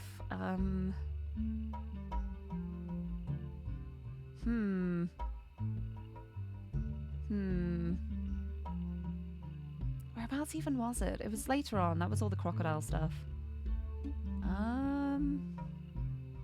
What was the brew house about? Oh, that was the Garnishing the Truth. Stevie G wrote a book about food. Yeah. Join him at the Friday. That was how I got the name of the Friday. Yes. Okay, I want the history of the books. Garnishing the Truth. Here it is. Yeah, this was the Garnishing the Truth book, which they worked on together. Christine, you are the apple of my pie. Like, 'cause I had that. Do I have the book? I had something from the book, I'm pretty sure. Here, yeah, the plaited loaf. Because this was the story that was just like, yeah, she already has a bun in the oven. She'd already prepared buns for the palace oven, but she was struck with fears that he'd be unable to bake with her. If they did not solve her predicament, the fact that she's pregnant to Guy Hudson's child, they'd miss their chance to bake together. So instead of wallowing in the present, they twisted and entwined their doughs. And yeah, that was... It's just all like a story saying she got pregnant with Guy Hudson. She panicked. They knew they had to do something about it. He still wanted to be with her. They eloped and pretended it was his kid. And then they actually had a kid together. And that was how we ended up with James and Robert. So James is a secret root tree, but Robert is not. I'm pretty sure Robert is just Steve's child. I wonder if there's anything else about James Garland if I just search it everywhere. I'm just gonna look him up in every single one. Yeah, because this is just the one about Friday's signature is the samosa cone, but there's no more information about that. And then it also mentioned the Sistine apple. But there's nothing about that either. That feels like it would be relevant in some way because it mentions the parents. I'm like, because it says they visit Friday often and have a signature dessert. Because I need a picture of her. I need a picture of the mother for the family tree. I don't know how I can find a picture of her. Mum Mog, hello! Welcome, welcome! Welcome in! And oh, Suzume baked a bunch of beets for work. I'm good, thank you, but you can have some. The Sistine apple has gotta be something, surely. Someone take a photo of it? Nope. Teen Blast magazine? Nope. Starlet? Silver Screen? Portland Telegraph? Picoty? News Time? Modern Music Monthly? It's not gonna be a Modern Music Monthly.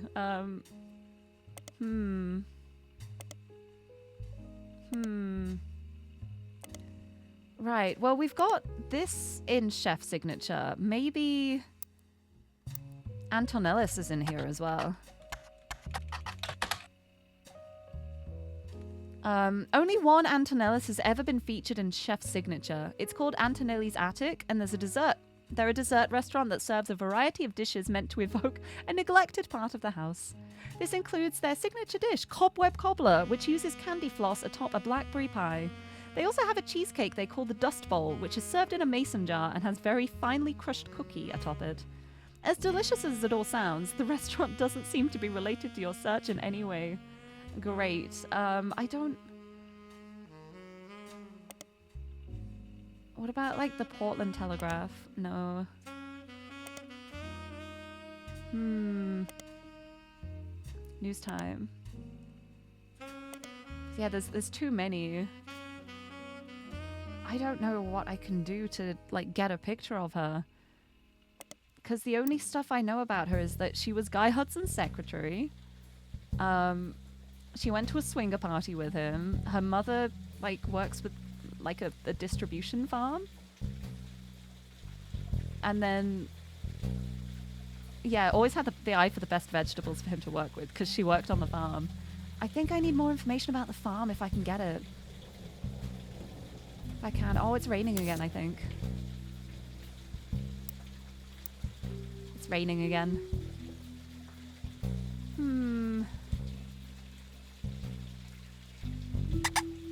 Squeak. I don't know what else I could look up. Maybe I go in a different direction. Maybe I'll start looking at the Ellis stuff for a bit and I can come back with a fresh mind. There's got to be a way I can get an Elias root tree picture.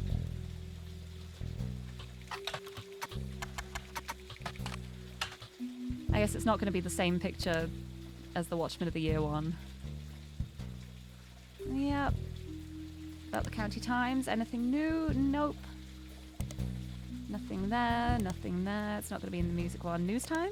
Nope. Picoty. Portland Telegraph. Telephoto? No, I'm just going to Google him again. There we go. They were never really celebrities, but the general public's perception of them as classic faces associated with the Root Tree Candy Company has always been in somewhat high regards. This was Elias's intention as a family man with his family brand. And now all of the scandals are emerging. Oh dear. Since Six Pieces, the Candy Company has placed much less of an emphasis on Elias as a historical brand-connected figure. But there have also been those who have argued that it was his right to decide how to split his inheritance, and that he did nothing wrong. This has led to some heated television exchanges and countless op-eds. The first Anderson Maple Farm only used to be a popular tourist attraction during the summer months when it had special tours. However, it has since seen an explosion of off-season business as some religious and political groups decided to visit to show support for Elias and Gwyneth's traditional values and financial rights.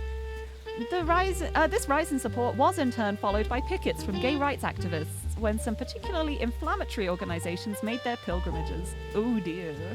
That's not who you want on your side. The traditional values, financial rights folk. Amongst all this conflict, the farm has since shut down, seemingly indefinitely. The website says check back later, but has no date listed. The quotes from Bess Williams' book appear to have been taken down.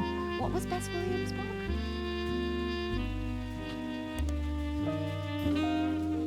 Oh yeah, Bess Williams' Family Man.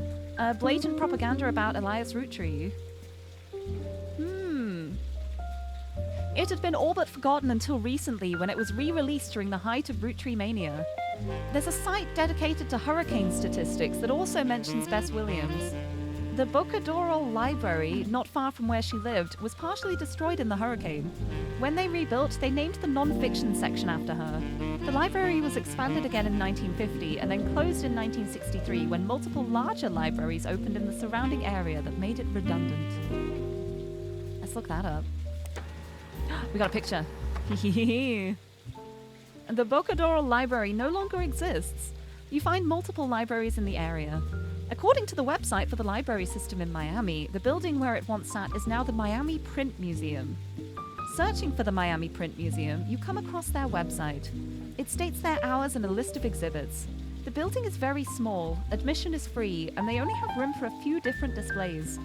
One of the exhibits is their courtyard, which includes a fountain as well as a statue of an unknown author.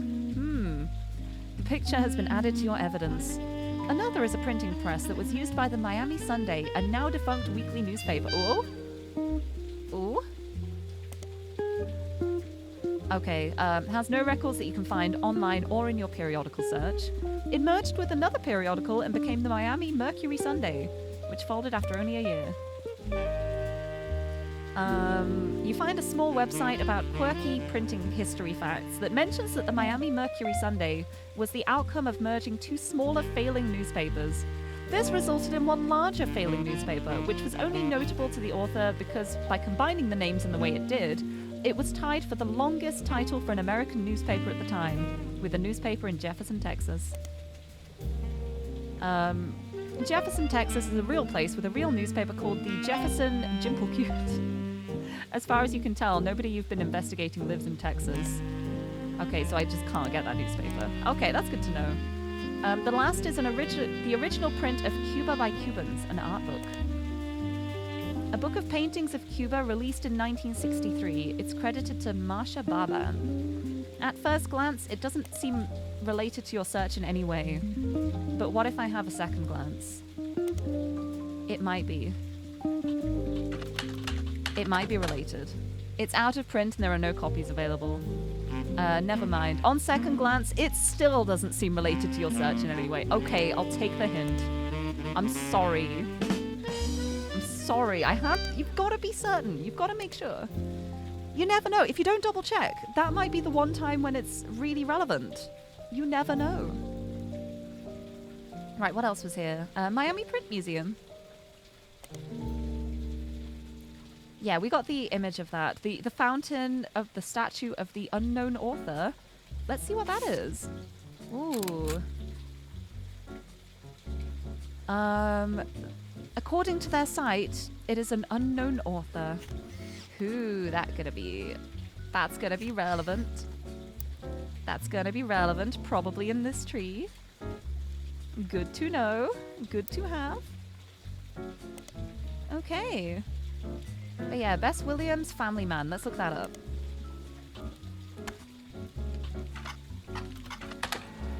There we go. A reprinting of an old book about Elias Roottree. It's blatant corporate propaganda.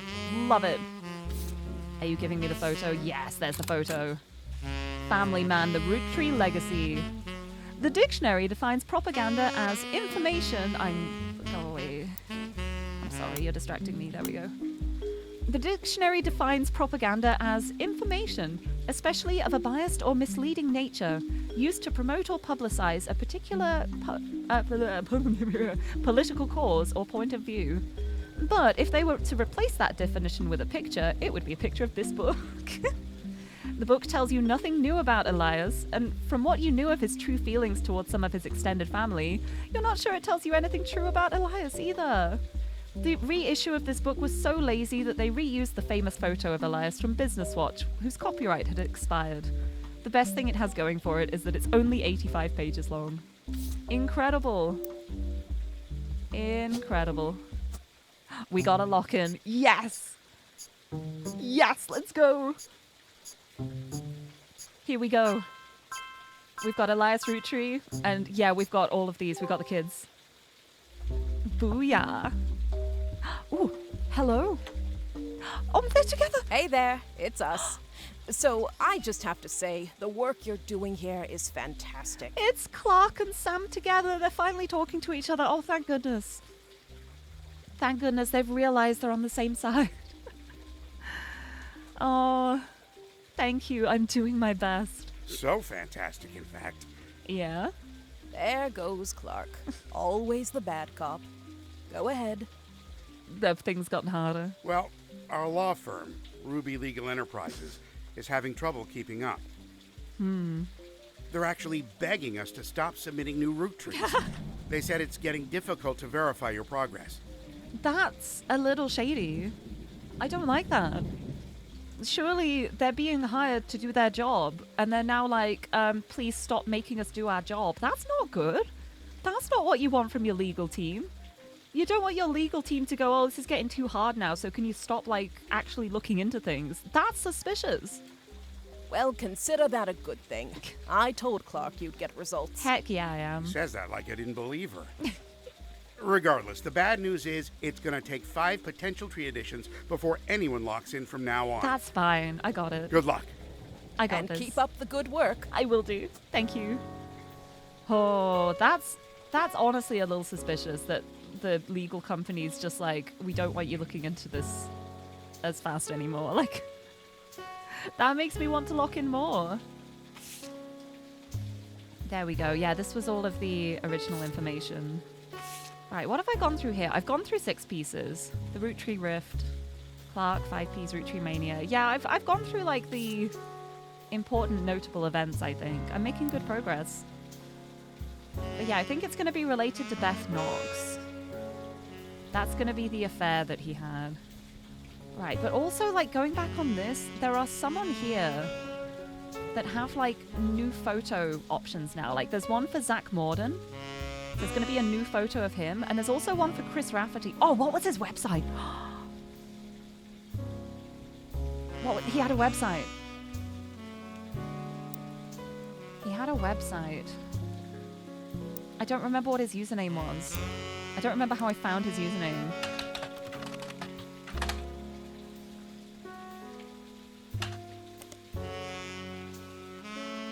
What was it? It was like... I wish I could view the evidence from, like...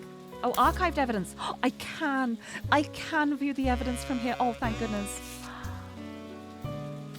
Oh, yes. I can view the evidence from here too. Oh, I'm so glad. Because, yeah, it was the stuff from Chris Rafferty's cousin's project. Because he was a college student. He may still be, he may not be, but he had a website with art stuff. Just trying to remember how I found it in the first place. The Rafferty LaRue's. Was it through Raffatunes? I don't remember what it was, because it was like him, like one of the gossip things, and he messaged them telling them to take it down. It was like the rumors about Ernie Madsen.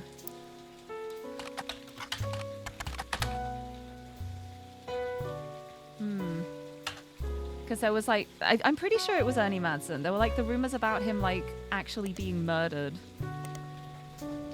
It was the conspiracy theories. Whoa. What were the conspiracy theories? Here we go. Conspiracy theory. Oh, it's been updated!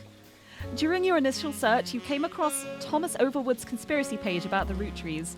8 months later, the page still exists and is thriving. The visitor count has reached 7 digits.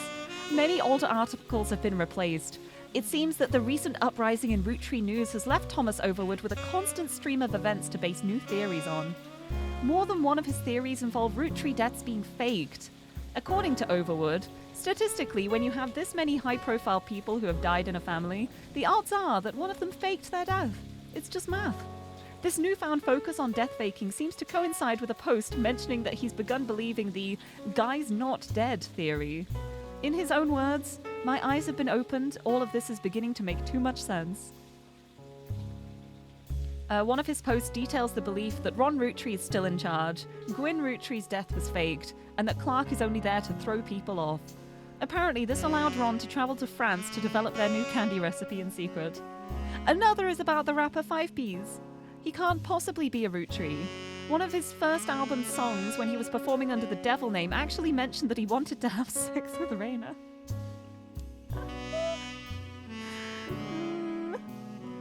Not even Sam Madsen is spared. According to Overwood, the author of Six Pieces isn't real. Sam Madsen is an anagram for Am Madness.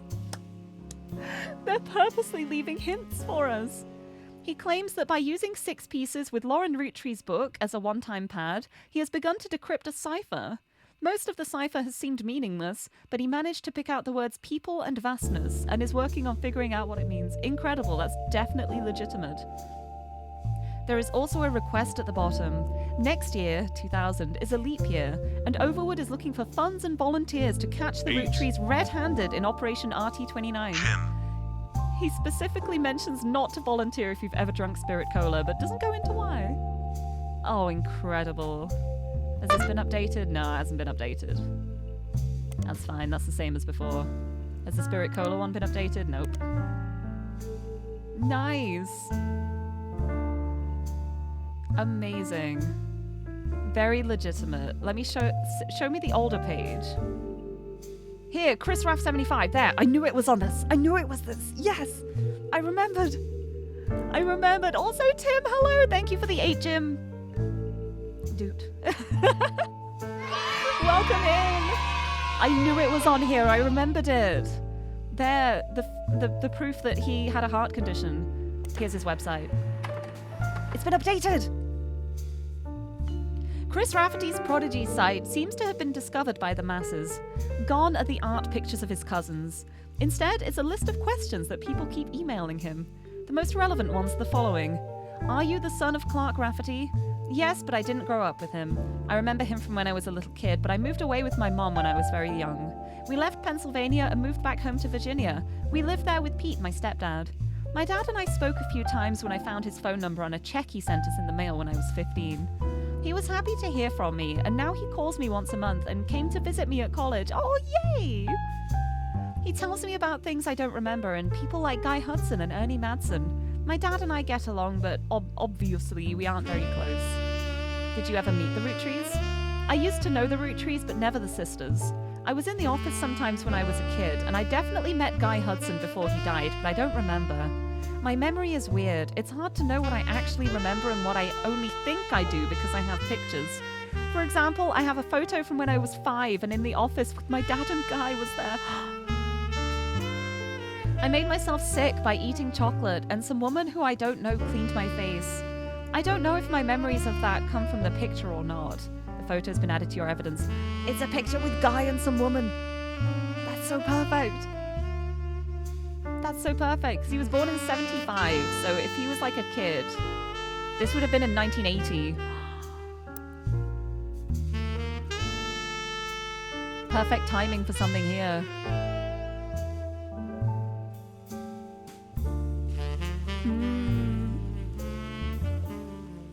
How did you have proof of Ernie Madsen's heart condition?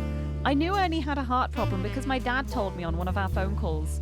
I asked him about the poison because I saw it on the Roottree Curse website, and he emailed some old stuff including the proof, but even with the proof, the website didn't take it down. He spelt fiancé wrong.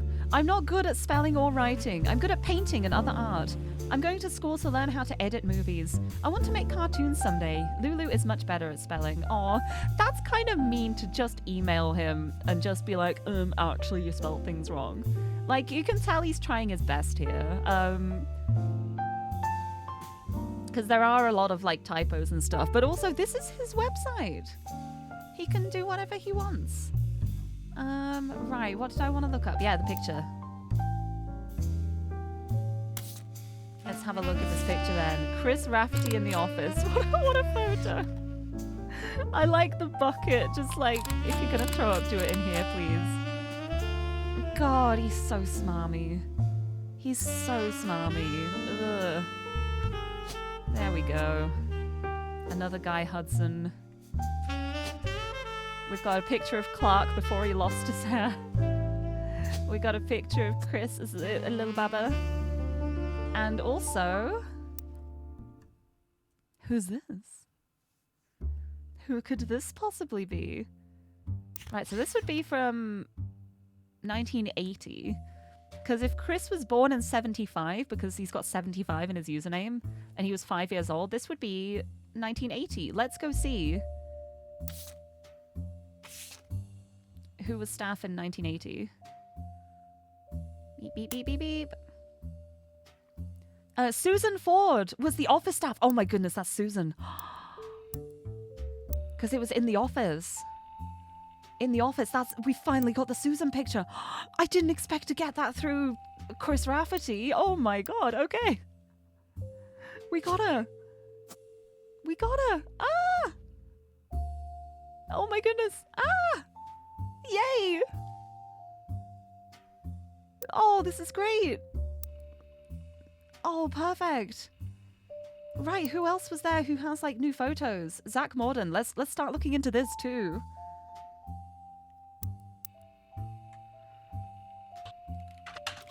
Zach Morden. Nothing here, but there might be in the news. That's an old one. Nothing new here. It's not going to be in the chef one. I don't know why I even looked. News time. Picoty? Some gossip maybe? Nope.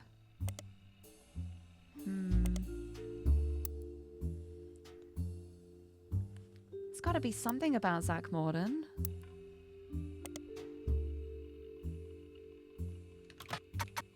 Zach Roottree. Right, hold on. I'm going to go back to the archived evidence because I'm trying to remember where things were mentioned. Yeah, in Zach's office. This is stuff that mentioned Zach before. Yeah, the company ended up going to Zach, firstborn son of the firstborn 5-piece. Dee-dee-dee-dee-doop. I wonder where I can find something else for him. Yeah. The fact that the misspelling was in the FAQ section of the site means multiple people emailed him about it. I know, that's the worst part.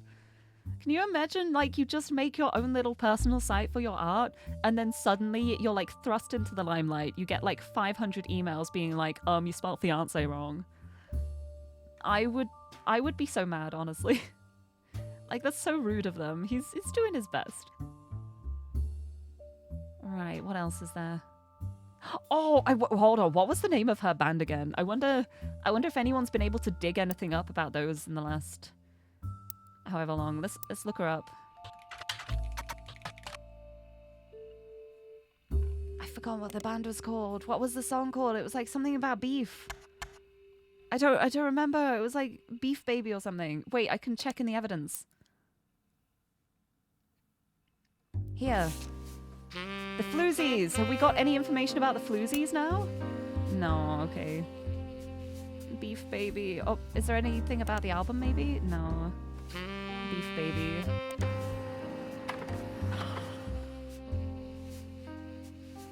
Wait.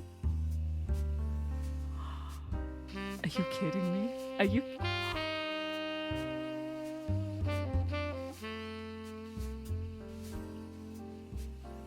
Oh my god. Even after solving the original Root Tree mystery, the thought of Beef Baby has stuck with you. It consumes your every waking moment. You must track down a copy. How did this game read my mind? How did it do that? You email the reviewer who saw the Floozies live and you offer her money. Too much money. At first, she doesn't believe you. Who in their right mind would pay a few $1,000s for a stupid song from a no-name band? Someone who earned a whole lot of extra money by completing a family tree, that's who. When the check clears, she has no choice. Beef Baby is finally yours. This is incredible. This is the best. This is the best. I have it. Wow. I have it. Now that you've helped Sam Madsen prove she was a real root tree, you're rich. She gave you her share of the money, making you an instant millionaire. With your newfound fortune, you finally did it. The one thing you've been trying to do ever since your investigation. You finally tracked down a copy of Conquistable. It's time to listen to Beef Baby. Look at these lyrics. Oh my god, I'm so excited. I'm so excited. Are we ready for this? I'm so ready. I'm so ready for this. Here we go. Oh, yeah! 1, 2, 3, 4. Oh, hell yes!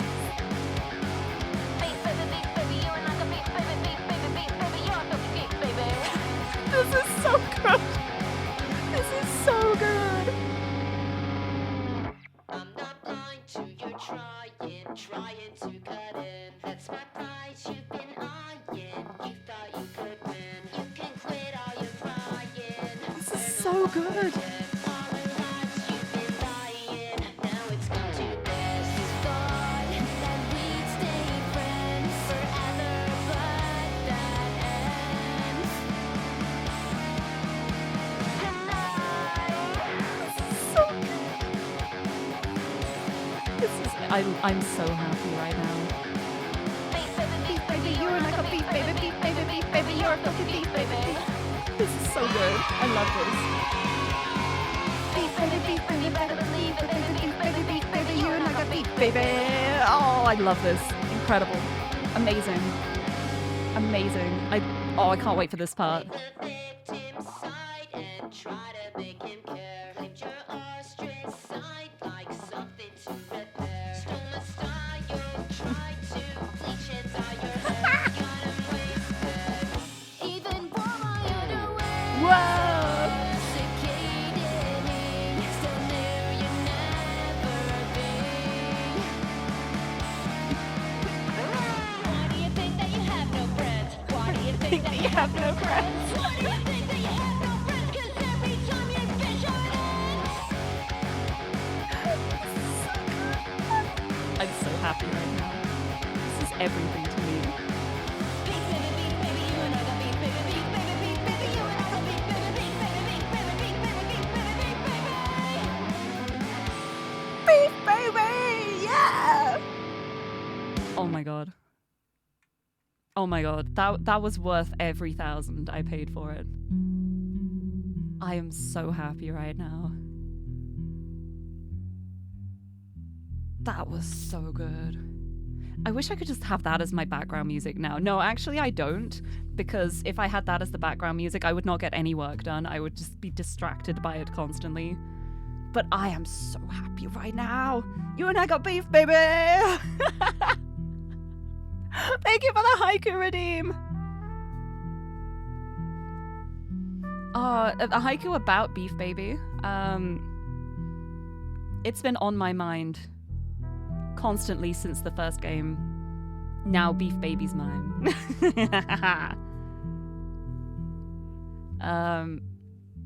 I love the floozies. Beef Baby, my favorite song. It's Riot Girl time. Oh, I love that so much. I'm so happy. I'm so happy. Incredible. Amazing. This is... Now I really want to hear some 5Ps. There's got to be some 5Ps. There's got to be something, surely. About 5Ps. We got like Root of All Evil. All Your Problems was the first and only single released. Did we do this? Did I see this much? I don't feel like I remember a Stevie Whitlock. So 5Ps got an infamous celebrity lawyer to sue his family. At first, the single didn't make much of a splash, but Whitlock, known for publicity stunts, paid thousands of teenagers a few dollars an hour to call and request the video on MTV, which increased its profile. MTV eventually caught on and banned the video altogether, which in turn received national news coverage and made the song even more popular. MTV, I can't look that up. Okay. All your problems. We got... Oh, that was an MP3. That was an MP3. It's music time. I don't think I'm gonna like this song as much as I like Beef Baby, but I'm still very excited to listen to it. Oh, so good. Yeah, I'd be too busy rocking out. I'd just be like enjoying the song. I wouldn't be able to actually investigate things.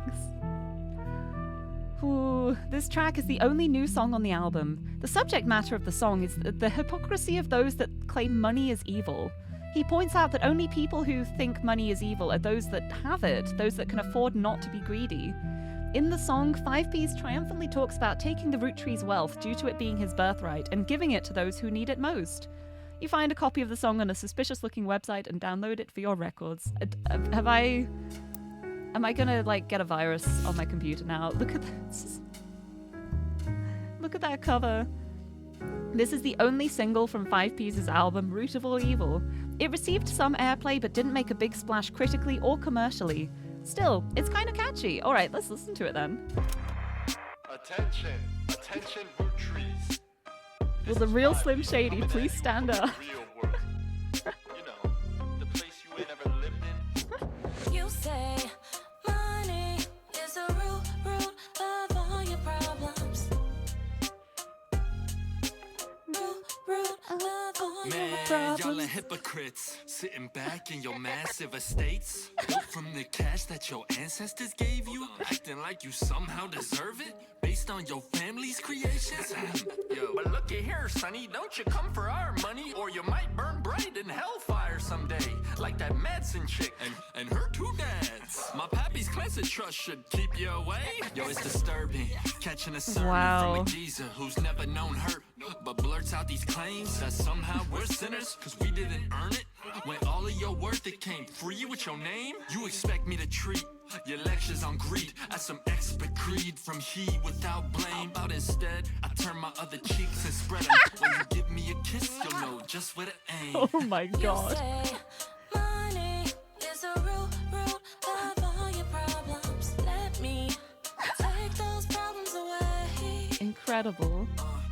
Whoever calls dollars the root of all evil, just trying to make small pursuits of real people. You silver spoon feeds you the world's purest treacle, while real world folks burn their spoons for the needle. So once more with passion, tell this poor tragic orphan how your mansions and Porsches are actually horrible. How I'm better off penniless, grasping for morsels. How wanting my share, that's actually extortion. With your candy ass name, synonymous with sweets. Oh, you wanna call Dropping me the classless and synonymous? gangster from Portland, but I play that game. I came up on the streets, the only streets you reppin' are Park Place and Boardwalk. Hypocrisy, monopoly is toppling. When I knock, have G's. Top off my pockets, please. Cause the same God that got to steal my mom from me is what he wants, right? For you to live in poverty. And if you're suddenly not eager to unhand that fortune, that's unfortunate. I guess I'm gonna have to take my portion, and I'll do it all legally.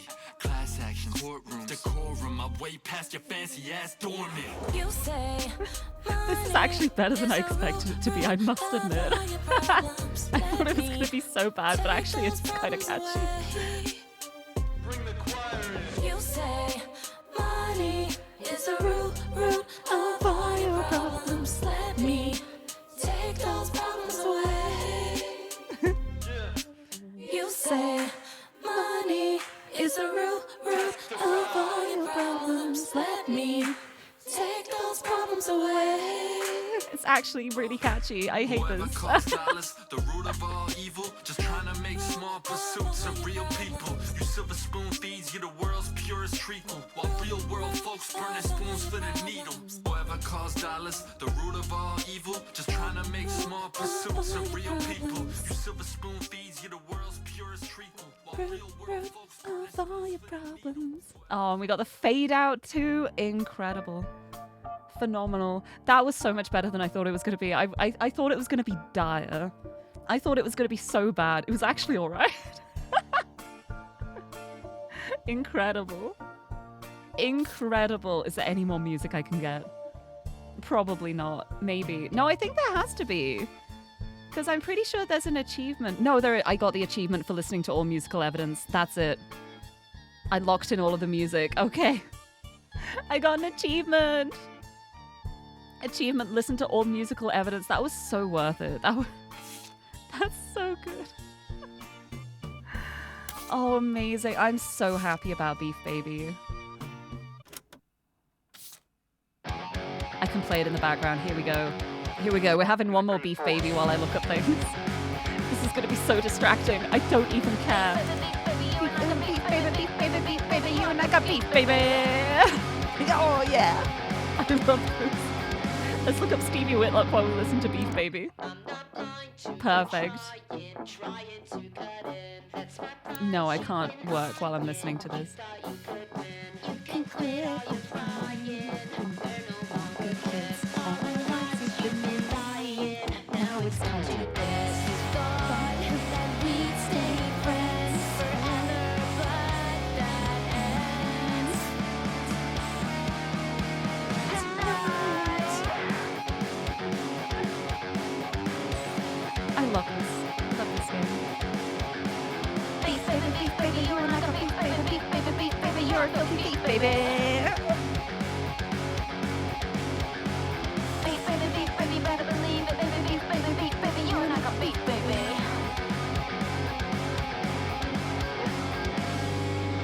It's so good though. Take the victim's side and try to make him care. Claimed your ostracized like something to repair. Stole my style, try to bleach and dye your hair. Got him wasted, even wore my underwear. Sophisticated, still knew you'd never be. Why do you think that you have no friends? Why do you think that you have no friends? Why do you think that you have no friends? 'Cause every time you fish your heads. I need to stop it. Can I stop it? I don't think I can stop it. We're stuck in Beef Baby land now. No, I'll skip it. There we go. Oh, that was so good. Incredible. Incredible. I love Beef Baby. I'm gonna like see if I can like get hold of that to just listen. Oh, that's so good. Right, Stevie Whitlock. Here we go. The infamous lawyer. A lawyer with a history of publicity stunts and grandstanding. Still, she's managed to rack up quite a few legal victories for C-list celebrities and athletes.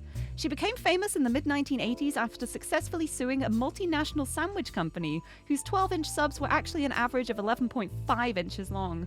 Stevie argued that since the company sold 1 billion sandwiches per year, that was enough missing sandwich to make a sub long enough to span from New York to Los Angeles. The jury awarded her a paltry $5,000, but the news coverage of her crusade turned out to be priceless. Unfortunately, none of this seems to be related to the root trees. That's okay. There might be something else that is.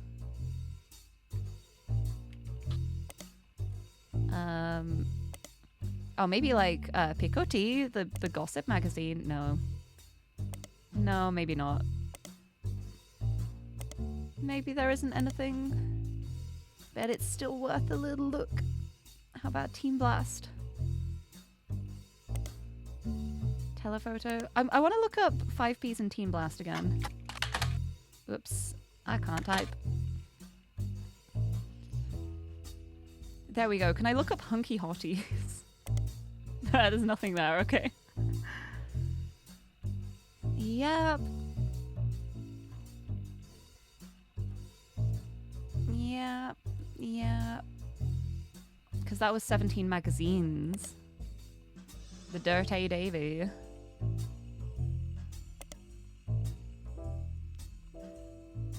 David Fellows. Because he used to perform live shows in Portland under that name. Maybe I can find something in like the Portland Telegraph. You find an article about the dedication ceremony for the local Portland landmark called the Fountain of Youths. Apparently, at the unveiling of the fountain, the mayor of Portland made a speech, and there were performances by multiple local entertainers, as well as a ribbon cutting from the people most instrumental in bringing the fountain into fruition. The article calls out that all of the performers and speakers, with the exception of the mayor, were foster care alumni, and most of them grew up together as close friends. This includes poets, musicians, and dancers. Dirty Davy was listed as one of the musicians. Yeah, that adds up. Like, because if his mum died and he had to be in foster care for a while.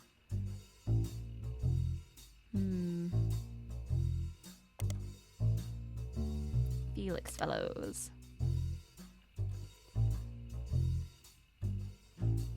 Yep. And then that's the one about the photo that I've already got.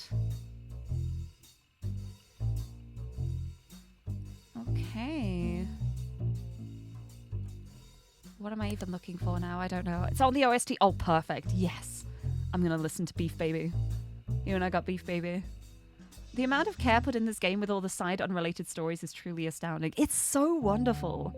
It's like real life. Like, you know, if you end up on Wikipedia and you start clicking links and you end up somewhere so different to what you were looking up, this game is so good at managing to do that by including so many extra things. I love it so much. Right, what was I even looking for? I was looking for Beef Baby and I found it. That's what I was looking for. Right, I need to figure something out for Zach Morden. There's going to be another picture of him. So I need to figure that out. Also, Beth Knox. What if I just look up the name? Maybe in like one of the local ones. I don't know why I did the music one this time. Because this one is... If we look here, because we know that Beth Knox was one of the secretaries here. And she'd been working there, like she got her 50-year retirement thing around like here, was it here? When was it? No, there was the Edward Roottree retirement party. Beth Knox 50-year work anniversary bonus, 50 grand. And the Zach Morden retirement party, what, can I look that up? He had a retirement party in 77. So I wonder if I can find anything out about that.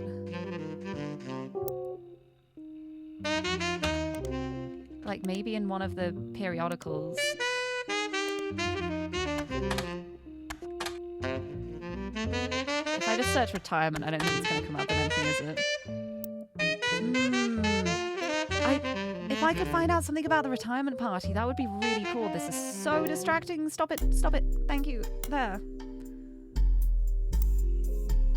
I can't think when I've got a sax in my ear. Right. It's going to be... Because I think if I could get a photo of, like, the retirement party, maybe Beth Knox would be there, too. Because it's, like, the same year. No, the retirement party was after Beth Knox. No, because she's still working even after the 50 years. She didn't retire until a little later on, I think.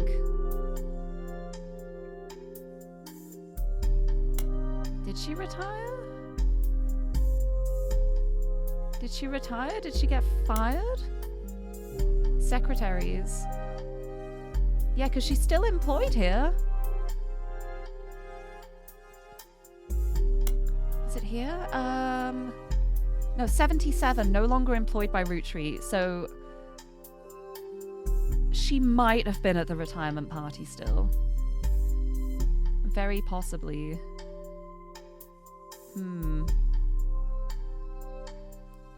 But I don't know how I would look that up, because retirement party. I think if I search that up, it's just going to be like, I don't know what you were expecting. There's nothing relevant. Roottree retirement. Zach Morden. Hold on, how do I spell his name? Zachariah.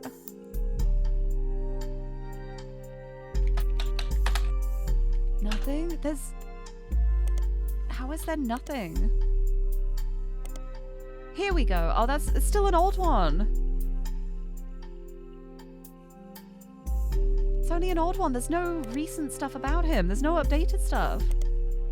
I thought this was ROOTTREEMANIA. Why is nobody talking about the root trees? Like, he was a president. Surely people were talking about him. There's nothing for him. Oh my goodness. Oh, gotta go have fun. Oh, thank you for the luck. I hope you have a good Tuesday. I'm having a lot of fun. I love this game. I love this game so much. It's like, I want to find out something about Beth Knox. Because I'm pretty sure that Beth Knox is going to be the potential affair with Elias Roottree. And there was a child born from that. I'm trying to think, like, where to start. I'm gonna have some monster. Ow.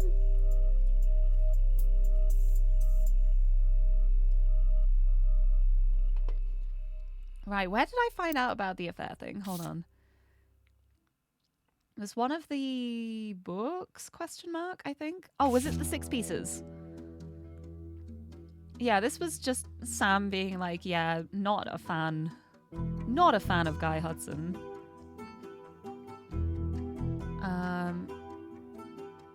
Elizabeth! That was the mother of Christine. Elizabeth Farros? Let's look her up.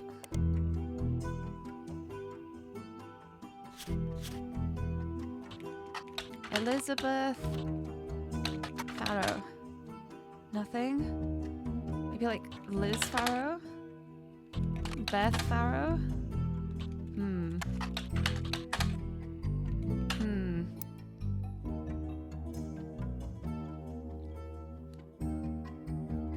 There, caterer met her daughter at one of Guy's parties. Elizabeth wasn't aware that the party was for swingers.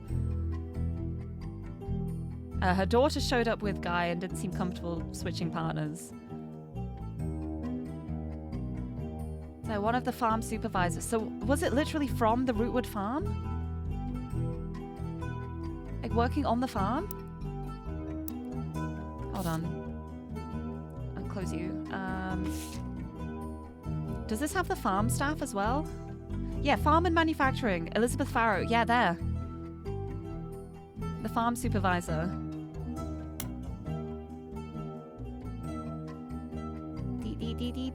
Farm and manufacturing. Still working there at this point. Farm and manufacturing. No longer employed in 78.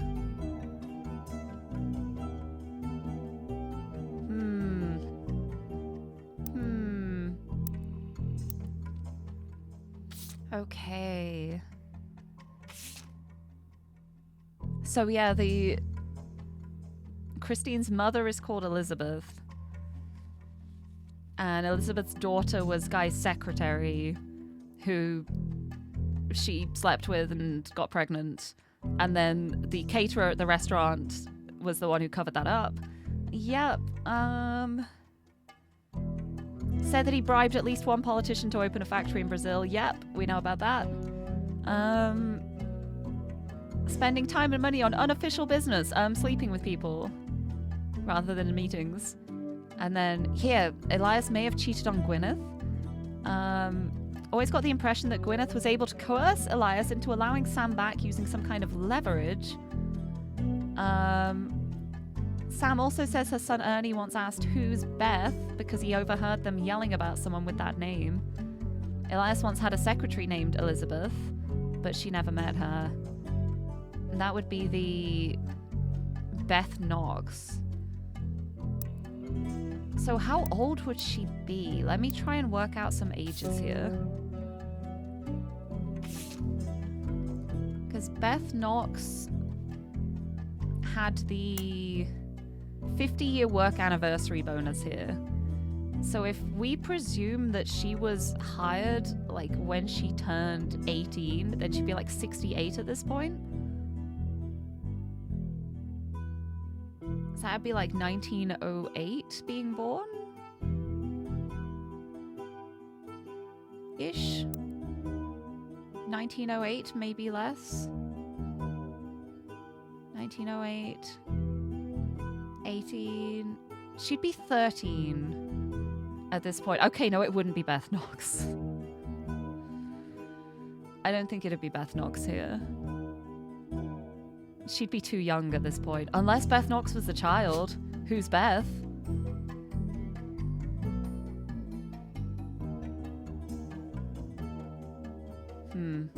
No, she'd still be the wrong age.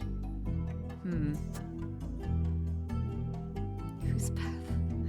Who's Beth for sure? Okay, I don't think Beth Knox is the affair partner. I think she would be too young at this point for the potential infidelity. Because if we're going by the fact that she had her 50-year work anniversary bonus in 76, that would mean she started working in 26. And this affair would be 5 years before that?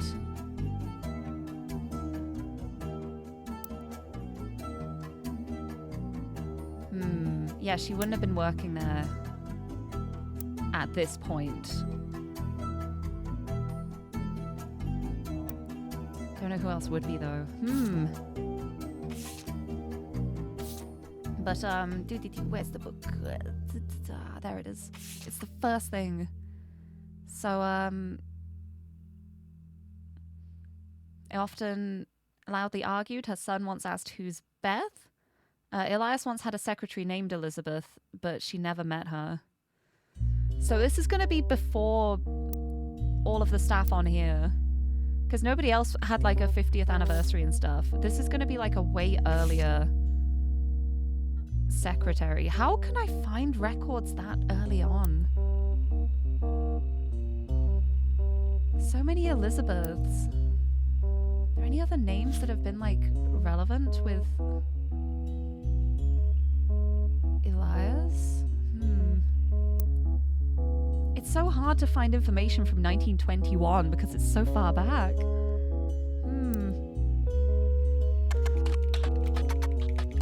Let's just start looking him up everywhere, because yeah, this is all like they're covering up this stuff now. We got all the traditional values, financial rights. Let's show the older one. What were the quotes from the Bess Williams book? Yeah, Family Man, The Root Tree Legacy by Bess. Wait, hold on. Oh, wait, hold on. Hold on a second. Bess can be a shortened version of Elizabeth, right? Elizabeth Bess? Could it be Bess Williams?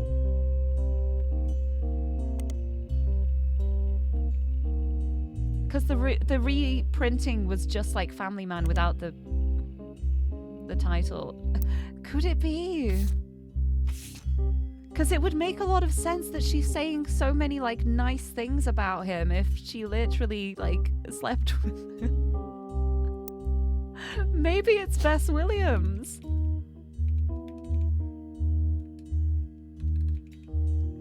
Well, it would be Elizabeth Williams. Who's an author. Hold on. Wait a second. An unknown author?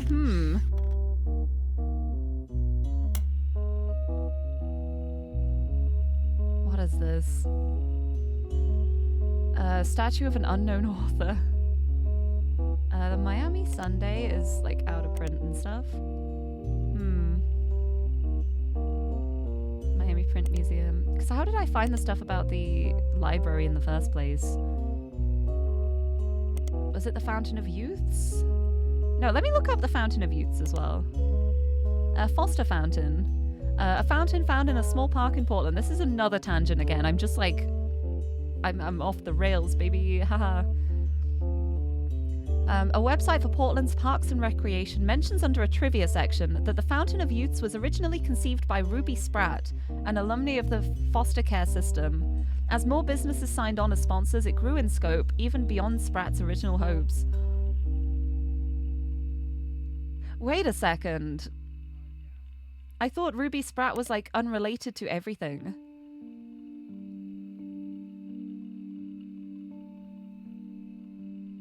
I thought Ruby Spratt was like hired because she was meant to be like detached from everything. But this is saying that she's linked to this foster fountain, foster care in Portland.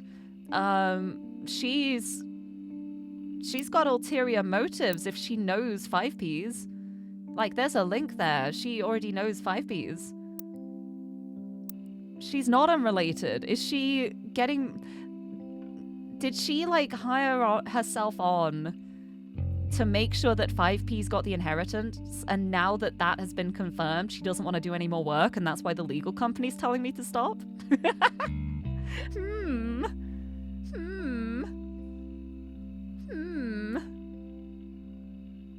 Hum. Interesting. Let me look this up in, like, the Portland Telegraph. Yeah, it's all like the foster care alumni. So she's not as detached as she wants to come off as. That's a little suspicious. I don't like that.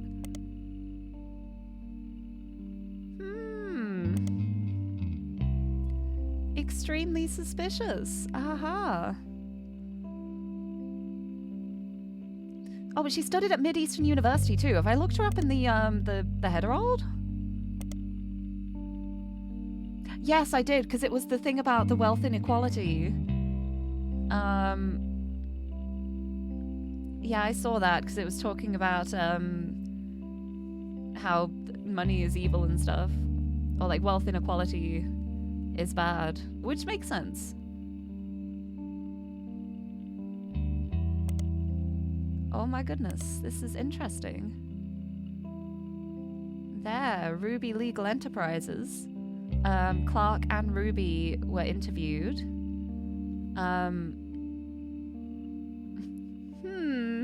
She offered to work for very little money so long as she could be a public face to build her reputation.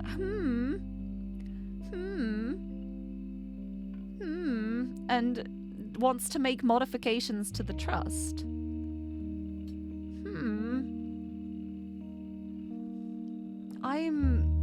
I don't know what to think about this. What's the older one for Ruby Spratt?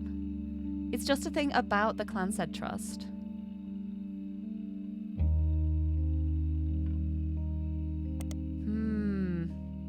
Very interesting. I didn't expect to go down this rabbit hole.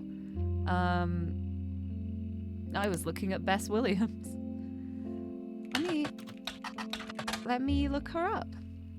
Was an author born in the late 1800s. Yeah, because this mentions the library, and they named the nonfiction section after her, so it would make sense then if the statue is of her. Is that going to be the quote-unquote photo for her? The statue, maybe? That would make a lot of sense. Died in a hurricane in 26. The affair would have been like 5 years before that. Because, yeah, when they rebuilt, they named the nonfiction section after her. It would make sense if they then built a statue. And then the Bocadoro Library doesn't exist anymore, but the place still is. And it still has the old statue from when it was a library. I think I'm onto something here. But then is there anything about her having a child?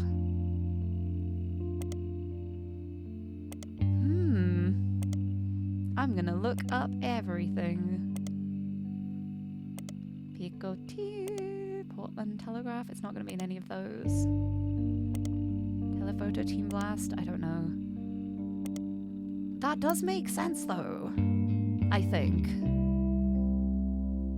But then, well, because we know the link there is that she wrote the whole propaganda book for him, and especially, like, if she slept with him, she'd have a reason to say very nice things, huh? Because she obviously likes him.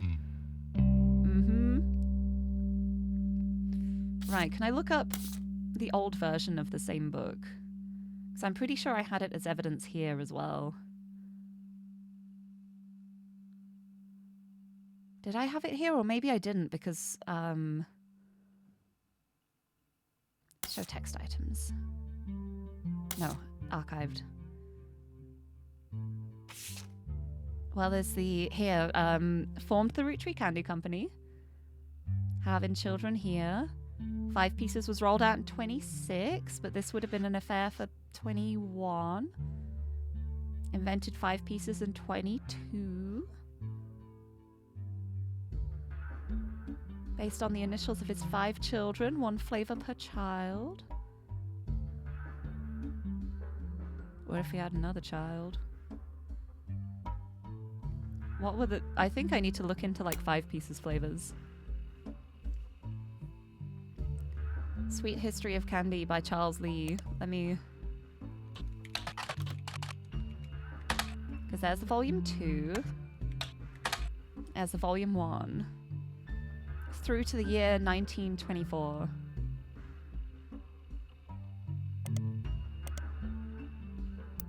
Let me have a look at that again. Is it this one? No, it was this one. Yeah, this is from 1924. And we've got the GEECCEM.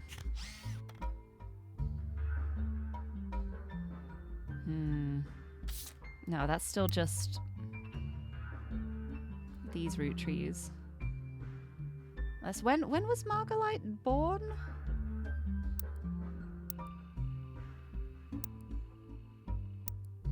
Do I have the dates of birth of everyone? Because what if that wasn't actually Margalite and there's another child with a name beginning with M? No, because it would have been a hidden one, so we wouldn't have like named a candy flavor after them. Right, did Bess Williams have any children? How would I find that out?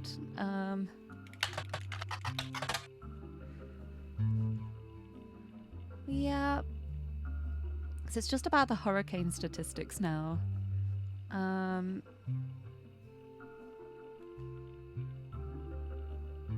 there any other famous Williamses? Williams. I'm not going to find anything just searching that. Back to just searching Elias Roottree. There he was included in basically everything. News time. Picoty. Nope. Nothing else here. This is so hard to dig into because of the fact that it was so early. There's no information about it.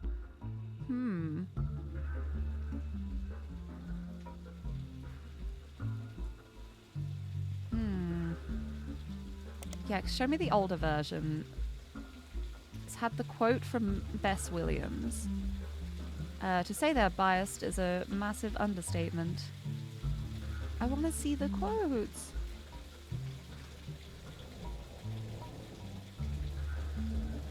Let me just Google the book. There are very few copies of the original, but it was recently republished by the same publishing company that printed Lauren's Diary for schools. They wished to capitalize on ROOTTREEMANIA. It did not work. Probably because it's a terrible book. Also, Sunkushell, hello! Welcome, welcome! I can't find any more information about her. What's the older page like? There, yeah, it's just... She lived outside of Miami, died tragically young in a major hurricane. What's the older page for that? It's impossible to find a copy. Well, it's not anymore. It's been reprinted. And it's bad. Maybe if I look up the Bocadoro library and other things.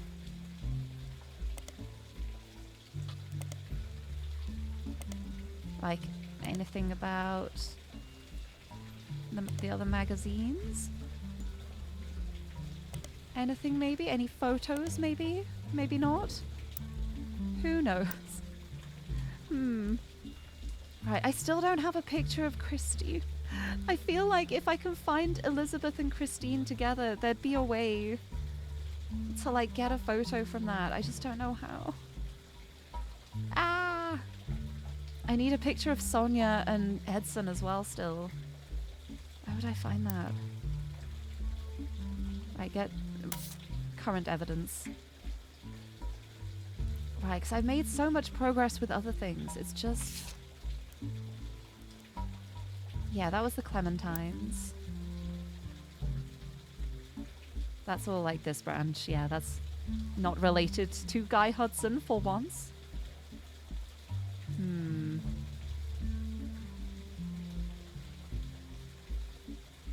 I don't know how I can find more information about Sonia because everything is just like she never does anything in public. What else do I have here? Just news anchor.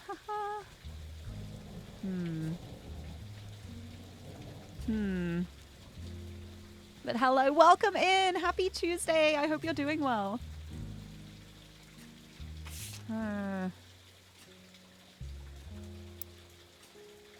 I really want a picture here. I don't know how I can find a picture of Christine.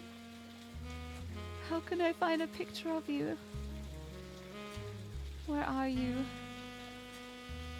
Because we know that we've got her maiden name because of her mother Elizabeth, and also her name.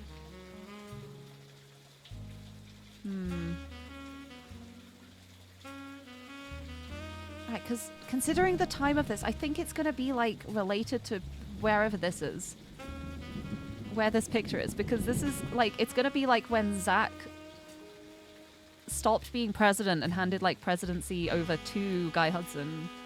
And I feel like in that situation, there's going to be like a photo for here, a photo for here. I don't know how to find that. I don't know how to find that. How I want to know about the... And then we've got the China branch done. We've got this. It's just the fact of like... I think the only information I'm going to find for her is going to be with Eds and Suarez when they were being like... I'm forgetting how to speak words. I'm going to have some monster.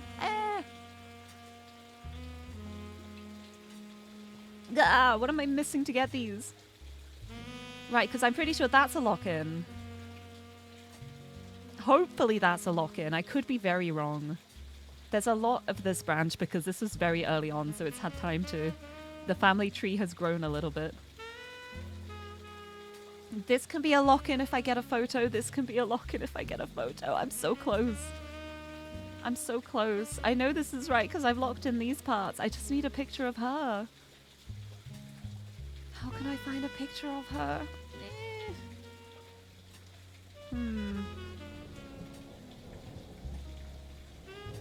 What else is there? I'm just gonna look up Flavio again.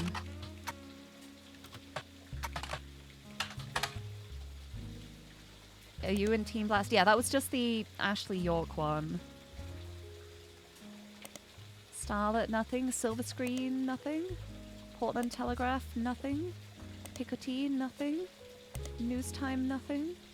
Modern Music Monthly, nothing. Nothing. It makes sense. He's Brazilian. Nope. And Ashley York. Wait, maybe Ashley... Oh, hold on. Maybe Ashley York is in, like, Picotee for the drama. No. Business Watch? About the County Times? I think I already went through these. News Time. Portland Telegraph. Silver Screen. Starlet. Yeah, it's just her. She's just a model. And I think if I search her, it was just like the link. Yeah, the PETA protest. Maybe that will have something. Acronym for People for the Ethical Treatment of Animals. I know that. I thought you may give more information. Maybe not. I guess I can't find anything else out about her ads. There's all the fan fiction. Yep, everyone's just like, whatever.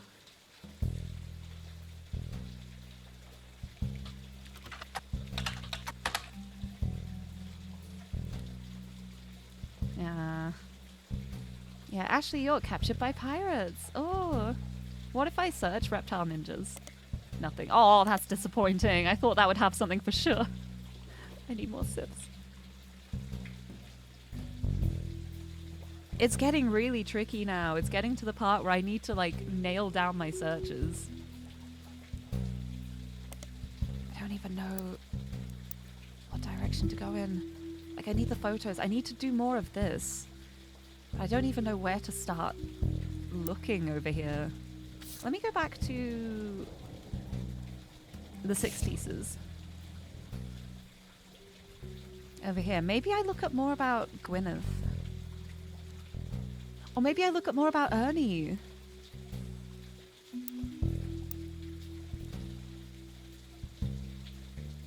Ernie saying, "Who's Beth?" That would be like this branch of the family tree. So it'd be like child, grandchild, great-grandchild. The child, grandchild, great-grandchild. So maybe this is a Beth. Maybe this is a Beth. Who knows? No, because it'd be child, grandchild, great-grandchild. It would be one of these. Maybe one of these is a Beth. Maybe.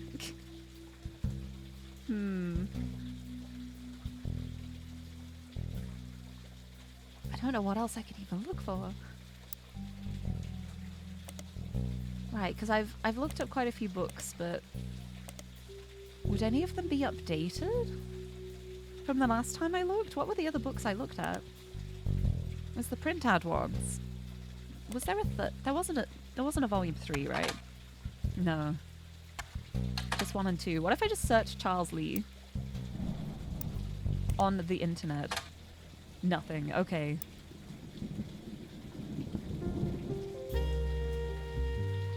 Because, yeah, they often loudly argued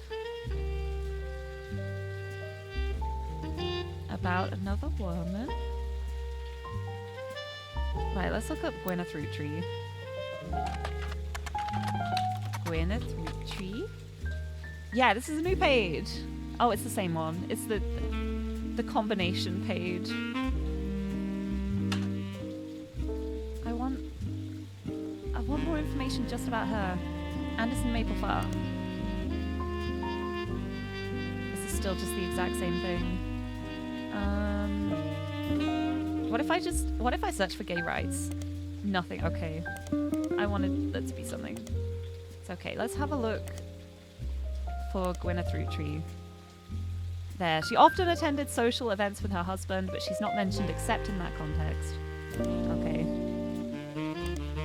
Good to know. There's nothing about her. Wonderful. And I'm guessing, yeah, there's too much here. He invented 5 pieces, was Watchman of the Year, and had a strong focus on family. Useful. Watchman of the Year.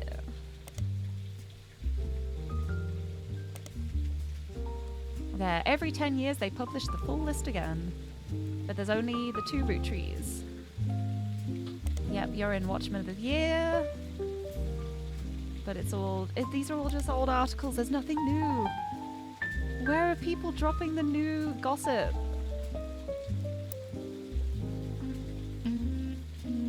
Want new gossip? What else have we got?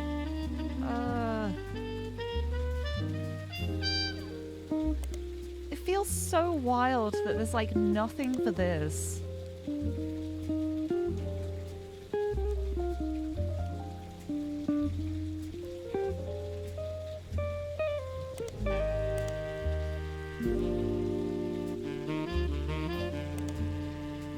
What was I? Miami Sunday, yeah. Came the Miami Mercury Sunday. What if the Miami... what if the Miami... Oh, yes! Oh! Yes! I just got an achievement. Discovered every periodical. Oh my goodness. Oh my goodness. I'm so glad. I knew there would be something. But it was partially archived. I didn't mean to actually click that. Teehee. So there's something. Ho ho ho ho. And that was when did I look all of this up originally? Because was this related to the Bess Williams stuff? Yeah, because Miami. Maybe there's something about her in the Miami one. Bess Williams, come on. Give me something. Give me something, yes! Oh, this is it. I've managed to grab a hook. I have one more hook. I can keep going. Oh, wonderful. Thank you for the posture check as well. A very late posture check. This is like 10 minutes ago and I forgot to do it, but I'll do it now. I was so locked in on just... The cogs were whirring so slowly, trying to just find something that I may have missed. Oh, I needed that stretch, actually. Thank you. Gonna have a sip, too. The Miami Mercury had an article about the Bess Williams section in the Bocadoral Library when it was being built in 1928. It mentions that Bess's young son, now an orphan, was in attendance during the dedication. It also had a later mention from 49, the last year the paper existed, about a bidding war for a planned expansion of the library in 1950. The bidding was won by Wildcat Construction and included a new statue, fountain, and a second room that would double its shelf count. And this says that Bess had a young son who was an orphan. So that's gonna be the child. Let's have a look at Wildcat Construction. Wildcat Construction is listed in some historical records as having worked on many buildings in the Miami, Florida area. It seems to have ceased operations in the 1960s. Wildcat Construction was mentioned once in an article you've already seen about the expansion of the Bocadoral Library. It was also mentioned earlier in 1947 under the headline Constructing a Better World.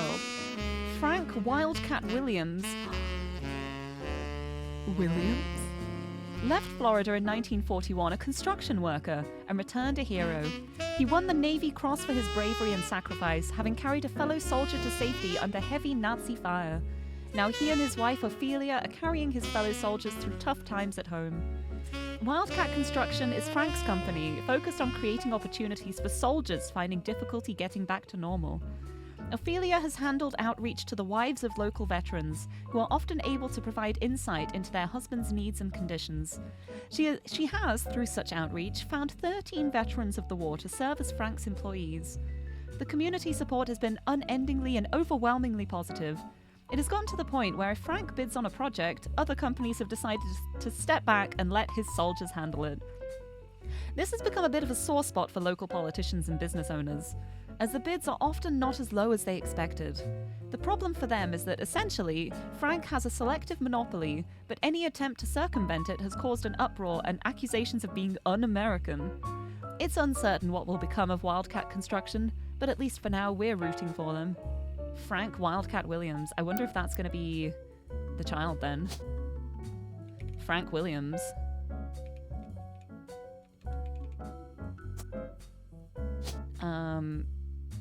Construction. Don't have a picture though. Because that would also explain then why the bidding was won for Wildcat Construction and why they would care about the library in the first place.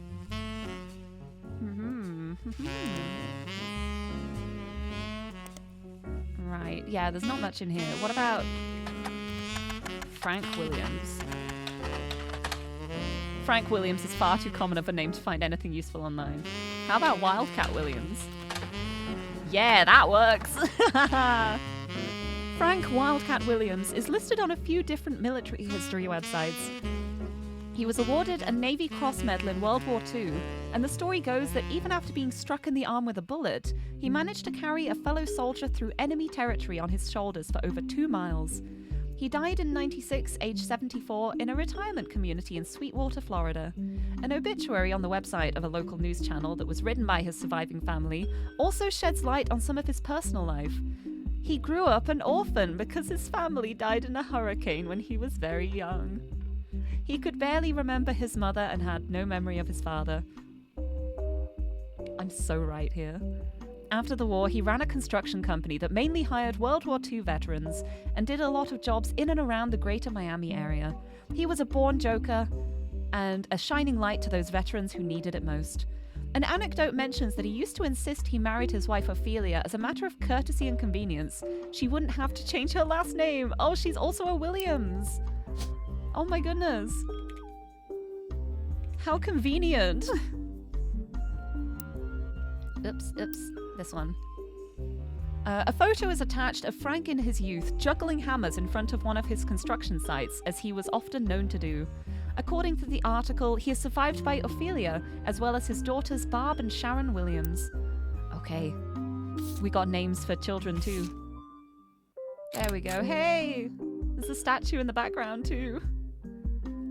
Frank Wildcat Williams, juggling hammers on a construction site. Yeah. Yeah. Yeah, this is good, I think.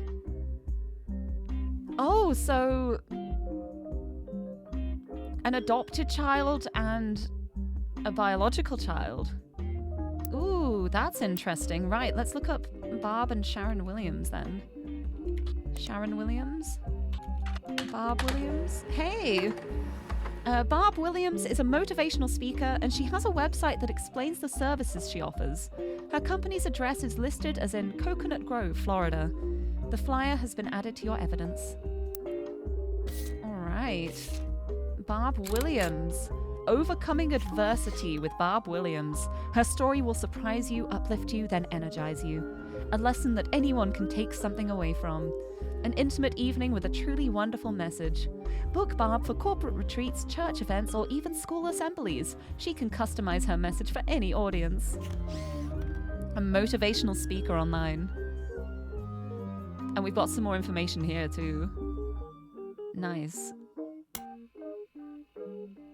Nice. The Kikkiwa Falls Gazette. There is no Kikkiwa Falls anywhere in the world that you can find. The closest thing appears to be in New Zealand. Instead, a man named Chris Elmsworth has invented a small-town newspaper as a conceptual art piece. It's a series of online articles about small restaurants, shows, and other tourist attractions all across the United States. This is presented as a monthly newspaper of small-town America. What makes the Kikkiwa Falls Gazette a bit strange is that amongst the details detailing real locations are occasionally stories that present outlandish, inflammatory concepts in extremely mundane ways. For example, on the homepage right now is an article entitled "Mermaids Strike Back Against Lobster Farms" that uses very dry language, details the idea that the mermaids in Maine have begun to unionize in support of better benefits. There are no punchlines, and the articles are not marked any differently from the rest. Unfortunately, each current issue of the paper is presented on the homepage. There are no archives of older issues. That's actually incredible. That's so funny. Like, some of it's actual news, some of it is just, like, made up. I love that. Honestly, the mermaids should fight for their rights. Good for them. Right, it was in the evidence here. Yeah. So, WQTV 12, what is that? Greta Jones is the morning news anchor for a channel called WQTV 12. Unfortunately, it has no online web presence whatsoever. You do find it listed on a giant list of television call signs next to the city Springfield under the heading Effingham County. You may need to do a deeper dive on a specific city and state and see if any locals have discussed the news in that area. There are, for whatever reason, over 30 Springfields in the United States. You'll probably need to list the state you're looking for after the city name. Why can't this ever be easy? Incredible. Effingham County, where's that? Effingham County is the name of two different counties in the United States. One is in Georgia, the other is in Illinois. Right, let's look up Georgia. There is one in Georgia. Illinois. Springfield is the capital of Illinois, but after perusing some of the results, you find that it is not located in Effingham County. So it's Georgia. Springfield, Georgia. Here we go. When you refine your search to television in and around Springfield, Georgia, you come across a website that lists different channels available there. The list seems to only feature broadcasts with female news anchors. The person who runs the website has ranked each using 3 categories, none are relevant to journalism. I wonder what the categories are. Truly is a mystery. Definitely not going to objectify women, I'm sure. One of the entries is Channel 12. The news anchor listed is Greta Flores. Channel 12. Right, let's look you up. Greta Flores is a news anchor who apparently used to go by Greta Jones before her divorce. Compared to the ordeal you've gone through to simply figure out her current name, it's way easier than you expect to find that she has a website of all her accomplishments. She was apparently the MC for an all-female speaking tour in 1977. The tour was called Storytellers of Sisterhood, the Mothers and Daughters of Earth.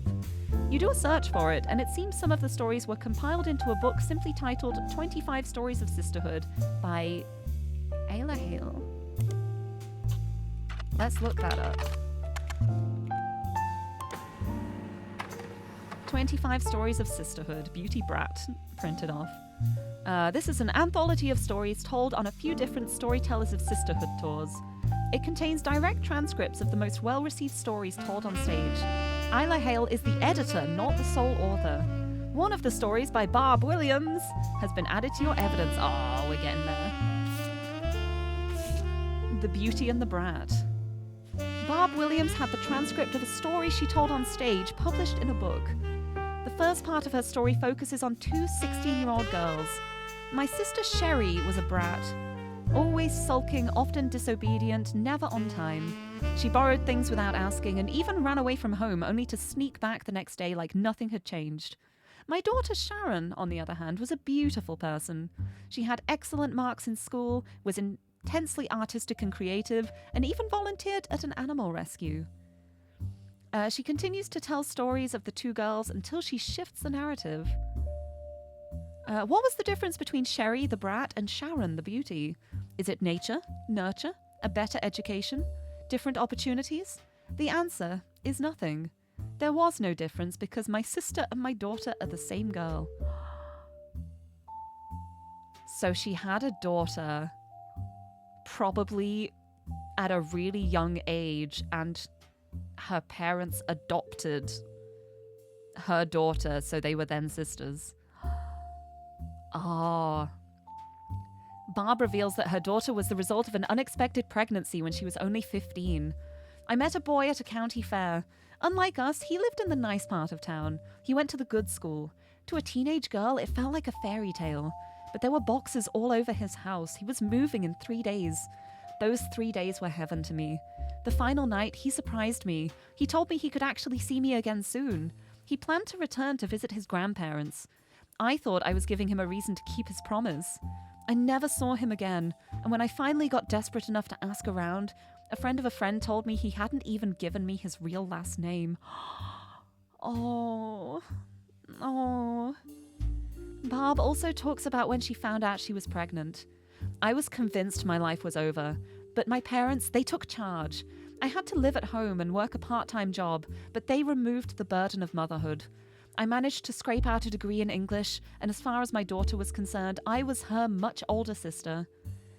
Barb uses the story to come to a conclusion. When I was younger, I thought my sister was the brat, and I wasn't wrong.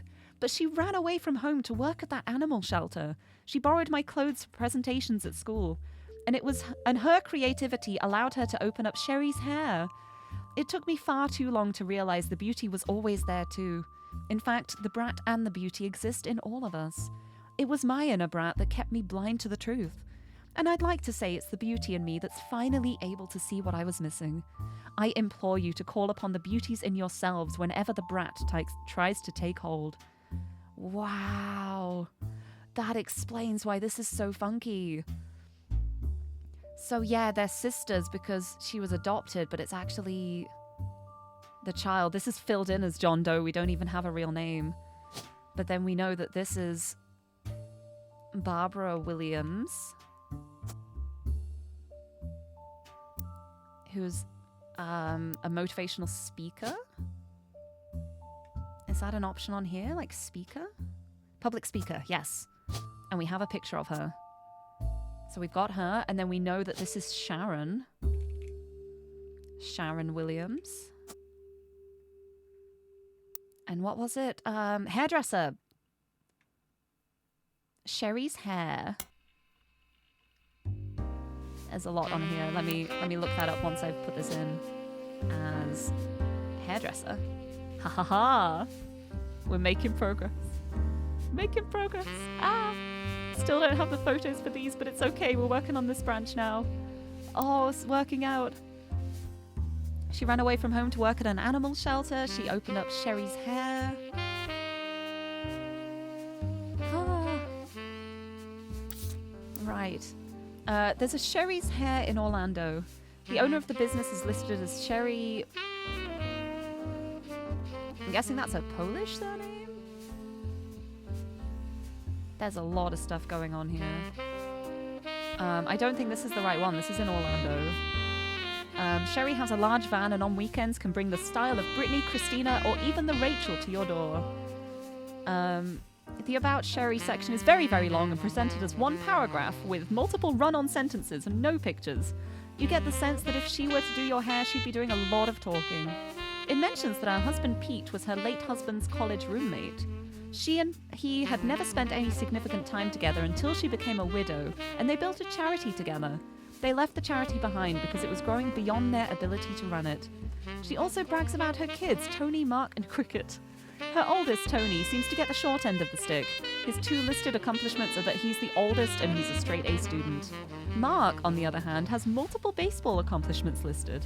Apparently, his little league team is nationally recognized. Cricket York is near the end and has an entire section dedicated to her. She's an actress on a local television show called Lirie Library.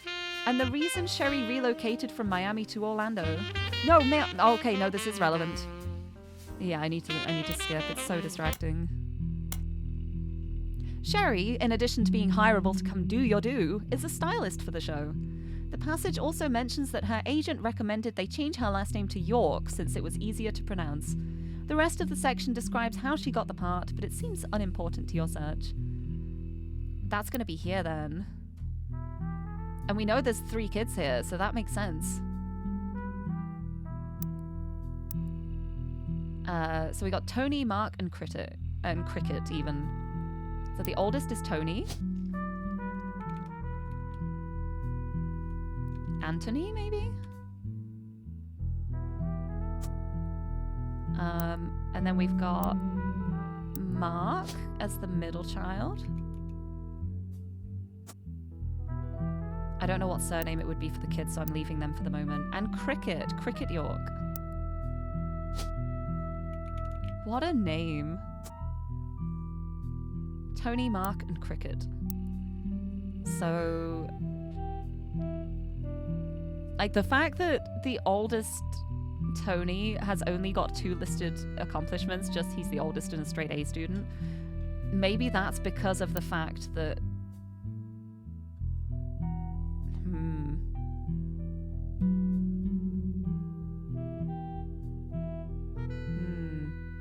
No, unless this is Cricket here. This might be Cricket because it's down a row. It's not in the same row. It's a lower down row. I think this was the first marriage. So this is going to be the one with Tony and Mark. And then Cricket was later on the next partner. There. Let's look up Lirie Library. Lirie! We're going to get a picture of Cricket here, I think. Lirie Library is a children's show filmed at a studio in Orlando, Florida. It has been on the air since 1991. In the show, multiple adults and children interact with different animal puppets in a small town called Lirie. That sounds really cute. Unlike some other popular shows involving non-human performers, this one isn't funded by the public. Instead, it's paid for by donations from businesses related to education. This includes textbook manufacturers like Corrhythmic, tutoring companies such as Educate2U, and a few well-known publishers of picture books. From what you can find, it's syndicated in a few markets across the southern United States and in New Hampshire for some reason. Like most other children's entertainment, many of those that grow up with it tend to have fond memories. That works in your favor, because the show has been documented by a few fan sites. There's even a Lirie Library web ring, though it only has 3 entries.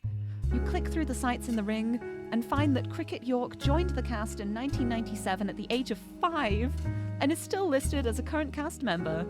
A picture of Cricket from one of her first episodes has been added to your evidence. Oh, a child actor. Hey, oh, she's cute. What a sweetheart. And the puppet Pooftail. Oh my goodness. A very accurate name. Look at that tail. The theme of this episode tackled why some people need glasses. That's so good. That's a good thing to teach children. Some people can't see without them. Yeah, you're going to be the youngest then. So the question is, what's your legal name going to be listed as? Because it mentioned changing her name. It says here, her agent recommended they change her last name, but the question is, when did she change her last name?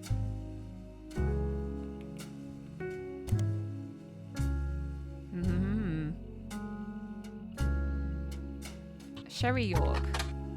No. Let's look up Tony York. Tony York, pro skater.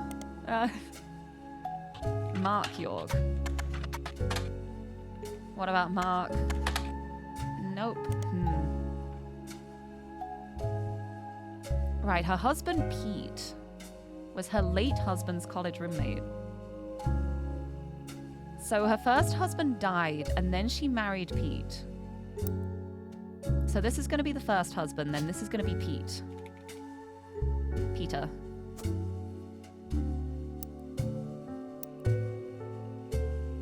Is that your surname?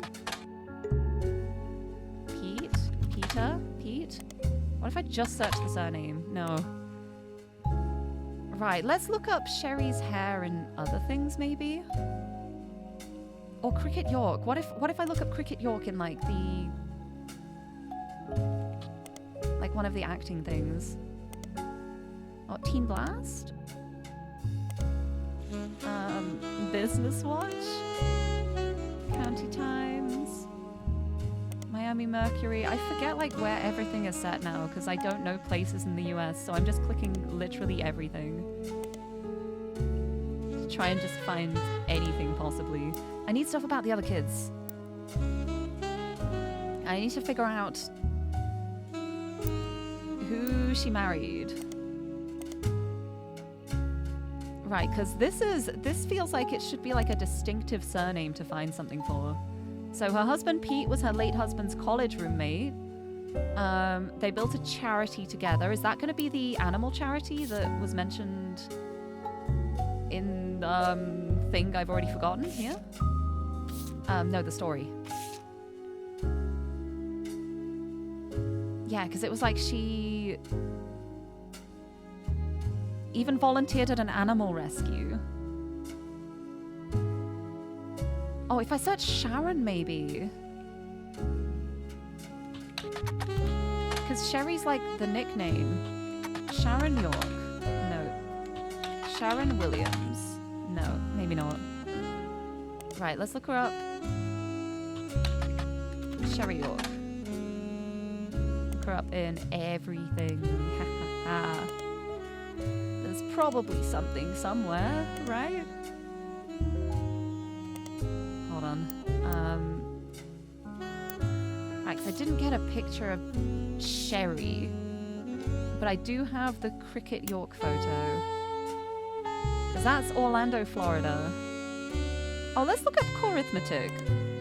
Corithmetic is a math textbook publishing company.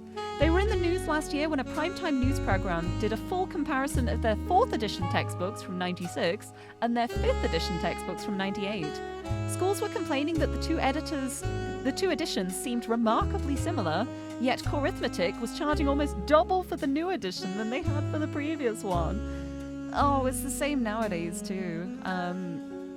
The textbook scam of you've got to buy this new edition because we change a few of the pages around, so if you try and use an old one, you'll get the wrong answers. The news program announced that between the two books, there were only 16 total changes. The most notable was that the cover was changed from a picture of a water droplet creating concentric rings on a lake to a close-up of a feather. The other 15 were all instances of changing 4th to 5th. This even led to a geometry problem where the book asked students to calculate the 5th side of a rectangle. Nobody associated with Corithmetic seems to be related to your search. Incredible. Let's look up Educate to You as well. Whoa, hey, we got a picture here. Educate to You is a tutoring service. They have a deal with Lirie Library and feature some of the actors from the show in pictures on their website. According to the site, they actually provide tutoring for all of the actors and actresses on the show to accommodate their shooting schedules. Included is Cricket York, who is seen in a photo labelled Cricket and her brothers ready to learn from one of our talented tutors. You don't find out much else about Educate to You, except that there seems to be a small subsection of Lirie Library fans who were deeply unsettled by the company's logo, which would appear after the credits on each episode. One writes, "I was terrified of the little girl in the Educate to You logo. She looked like some kind of demon doll, and I'd race to the TV every day to switch the dial before her creepy laugh came on." Huh? What logo is that? I want to see this logo now. Please show me the logo. Do you have the logo? There's the logo. Wow! That's the logo, and there's a creepy laugh. That's hilarious, actually. Alright, and we got the pictures of the kids here. Perfect. It's labelled Cricket and her brothers ready to learn from one of our talented tutors. So we know now that this is the older one. This is the younger one. And here's Cricket. Right, well, Anthony is a student? When was this, actually? I don't know when this was a picture from. From 97. Yeah, so that's going to be recent. So yeah, they're students. They're both students. She's a child actor. Perfect. Yeah, rectangle has 5 sides. Exactly. Design doesn't look creepy to you. Odd, but not creepy. I think I could imagine it being extremely creepy if you are a child watching a child's show and then suddenly that appears at the end and laughs. I could understand that being creepy. Like, I think it's just a cool design too, but especially for young children, I understand it. I get it. Oh, incredible. Right, so the question now is just what surnames I put in for them. I also still don't have a picture of Sherry herself, but I've got all the kids. Right.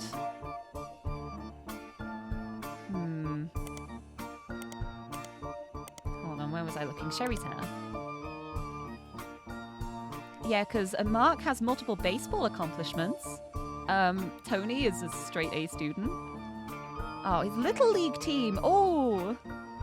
Nationally recognized Little League team. How would I find national stuff? Maybe here? Mark York? Mark, whatever the other surname was? This surname?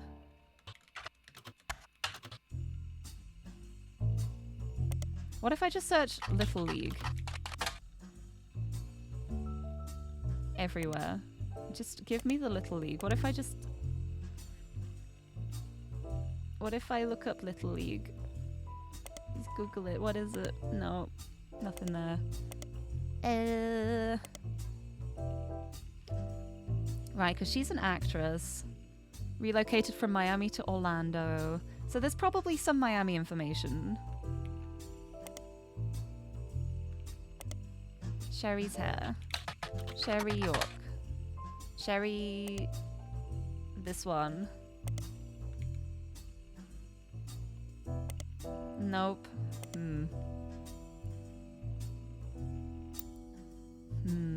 Well, we know her maiden name is Williams. So... It's here. Her agent recommended they change her last name to York since it was easier to pronounce. So they changed her name. So she was Cricket York, but her name is actually this one. It was changed afterwards. This is like her birth name. So it'd be that. And I think these would have the same surname as well then.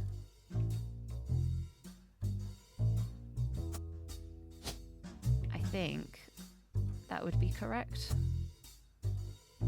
Like that. So then... Unless that's just for this spouse.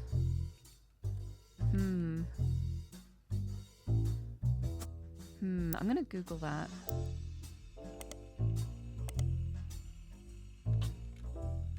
Heat. Maybe local stuff. Because I'm curious about this charity too. The stuff about a charity. I don't know what the charity would be. It's an animal charity, apparently. What if I just search animal charity? No, I don't know where the animal charity is. But yeah, even volunteered at an animal rescue. Sherry the brat, Sharon the beauty. She opened Sherry's hair. She worked at the animal shelter. Really good basis for the motivational talks, to be honest, going through all of that. Oh wait, the superintendent of Benton County. Is this going to be related? And Isabel Crosby, according to a flyer on Barb Williams' website, is the superintendent of Benton County. There's a Benton County in 9 different states in the US. There hasn't been a Benton County in Florida since 1850, so you're not sure which one Isabel Crosby comes from. Searching for Isabel Crosby doesn't lead to anything that seems to fit what you're looking for. Benton County... Wait, where did they move to? From Miami to Orlando. Yeah, that's all Florida.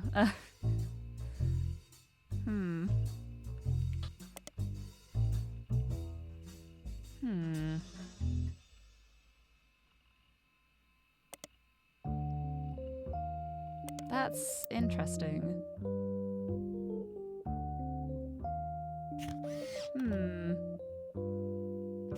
Where else has she been?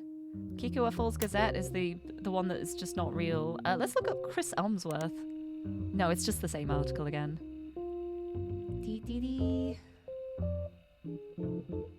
That's the whole thing for that. How about this again? Oh yeah, because it was from here. The Effingham County. That was Georgia. Oh, what if I do Benton County, Georgia? No. Okay. Georgia. Just Georgia in general. So Springfield, Georgia. Because yeah, then that was Greater Flores.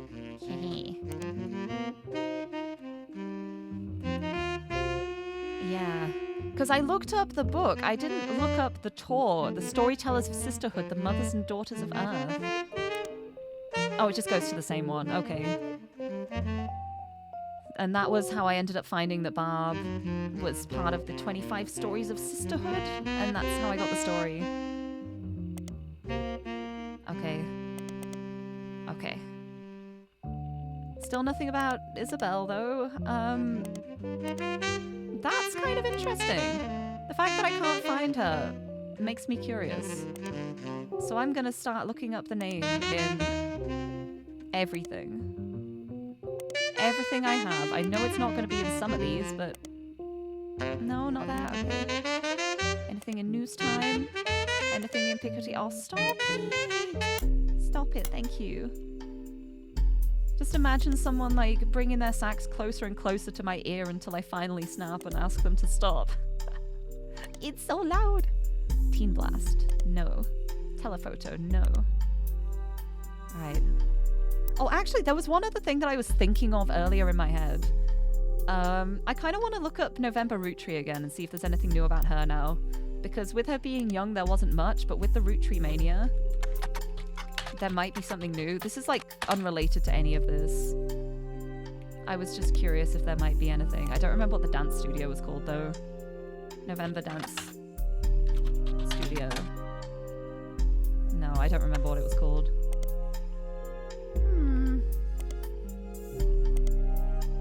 Never mind. Probably not important anyway. But yeah, this is so interesting. We've got this one from like the False magazine. We've got this from Georgia. And this from Benton County.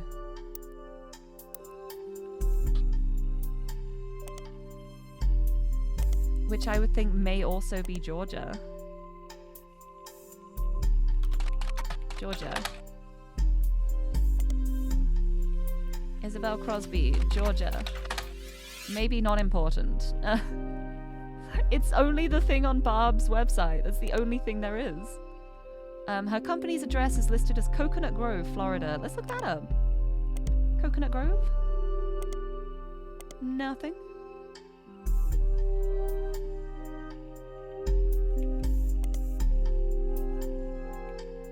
Think about Barb in here? No, maybe not. Right, well, good progress has been made. I'd like a picture of Sharon. If I could find a picture of Sharon, that would be great. And there's photos here of, like, the spouses, too. So it's about Sherry now. I need more information about Sherry. Nothing for Sherry Williams. Sherry or Sherry's hair. It's this one, but there's no photos. Her husband Pete. College roommate. Which college would they go to? In Orlando.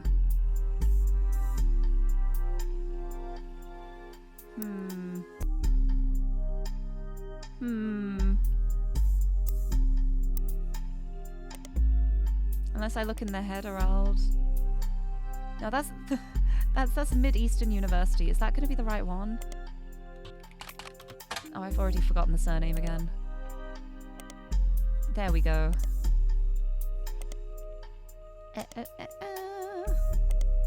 Nope. Peter? Nope. There's nothing for this guy anywhere. Maybe, maybe not. I want to know about this charity. The charity, I think, is going to be the link I need. But I don't have any kind of, like, name or information about it, except that it might be an animal charity.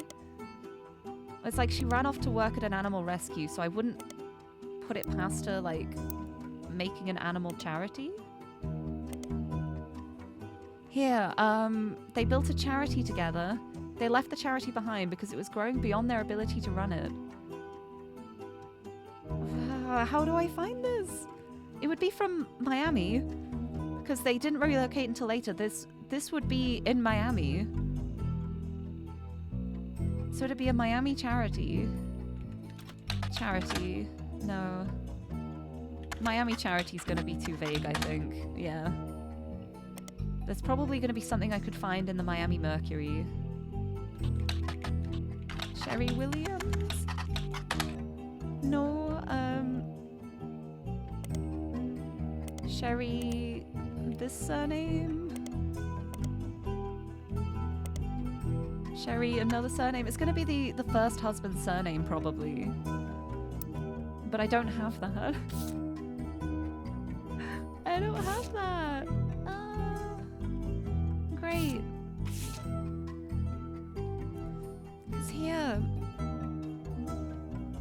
Beep boop, boop beep, dee dee dee dee. She got a degree in English. Older sister. She opened up Sherry's hair. I don't have any information about later than that. Yeah, that's the kids having a great time. The only information I have is like this page about Sherry's hair. I think I just need to search Sherry's hair and everything. I'm just gonna search it in every single one. I don't remember if I've already done this or not. I may be going in circles again. Come on, let me lock this in before 6. Surely there's something. I need to go through all the pages again and figure out what I'm missing. Because it's so easy to just like overlook a single line in something. Yeah, Lirie Library. Is there any more here? Because yeah, this is just in Orlando, Florida, and in New Hampshire for some reason. Huh. Maybe something related to New Hampshire might be relevant. And the web ring. Fan sites. Maybe I look up Lirie Library and things in the periodicals. Like in Miami Mercury. Why am I looking in the Chef's magazine? News Time? Picotea? Telephoto? It's just so many for just random places that aren't relevant and I'm still searching them. I don't know.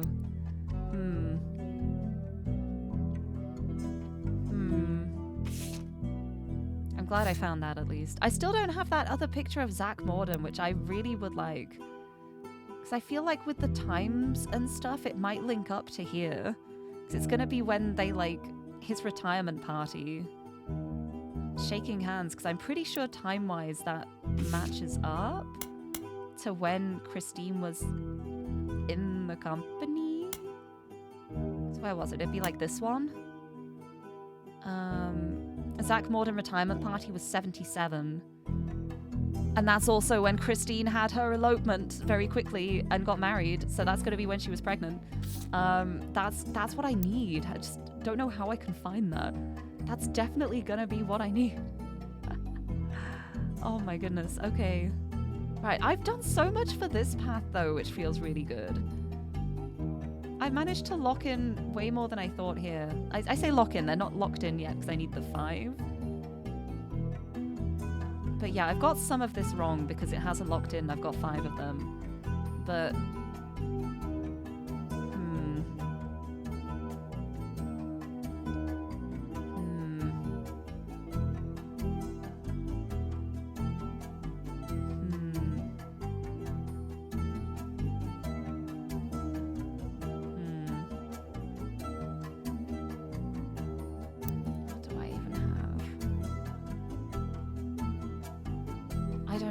to look now. Maybe this is where I pause the stream for now.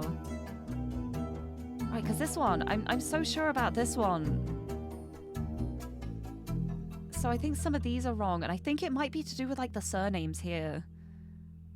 I think the surnames are going to be the tricky part here, because it's going to be whatever the first spouse was. And then this is going to be the second spouse, which I think is going to have this surname. But then they changed her name to York when she became an actor, but that's still like her birth name.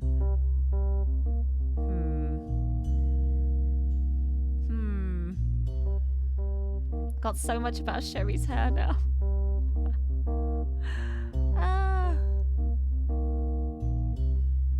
It's all just here, we just have this. I just need to know what their names are.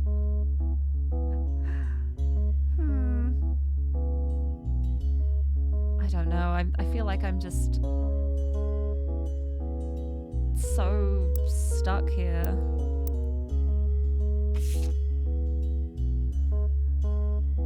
Because I've looked all these up.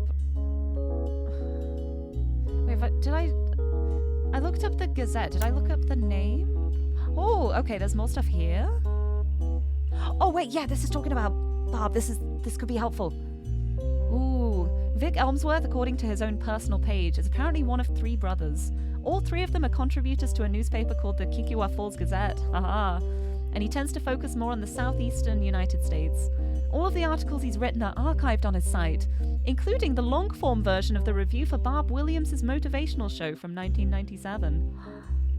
According to Victor, he had seen Barb talk more than once.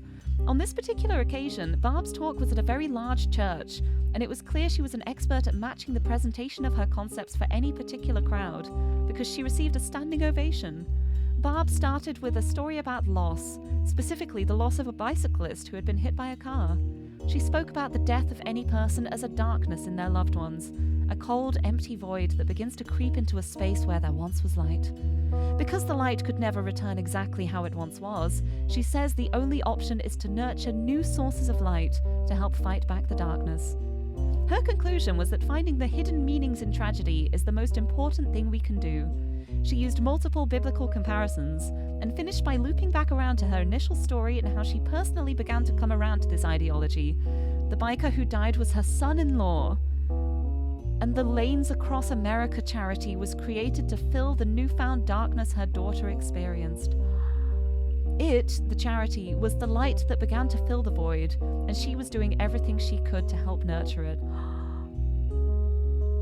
Son-in-law, that's going to be the first the first husband of Sherry. Oh my goodness. And we've got a charity name. Lanes Across America, or LAA, is a charity focused on adding bike lanes to major cities. That's not what I expected, but wow. The pages and pages of news articles that mention it have a similar summary in them. LAA, formerly LAM, was founded in 1987 after the death of Drew Smith. Drew was biking home from work when he was hit by a car. Each year since, Lanes Across America has grown, and they now have offices in over 12 major metropolitan areas, including Miami, where the charity began. The website for the charity has a picture of Drew. The photo has been added to your evidence. So it's from Miami to America. Let's see it. Hi. Drew Smith. Featured in the photo. That's here. Drew Smith, that's going to be the first husband. So we've got Andrew, probably Smith. And that means that these are Smiths. These are probably Smiths. Yep, that is locking in, so I know the other one's a Smith too. Oh, yes. Here we go. Here we go, here we go. Yes, look at this. Got him, got him. Hee hee hee. And we've locked in some optional ones as well. Oh, yes. Oh, look at that. Booyah. There's only 5 left. There's only 5 left to lock in. And this one we know is now a Smith. We just need a photo for this. This one isn't right, but I can figure that out. And then the 2 photos here. That's all I need. It's these 5. That's all I've got left. Oh, next time we might do it. And there's an extra thing here too. Oh. This is exciting. This is exciting. This is really good progress. Oh, I love this. I love this. Ah! I'm doing it. I'm doing it. Did I have another picture of Bess? Barb even? I think I only have the one.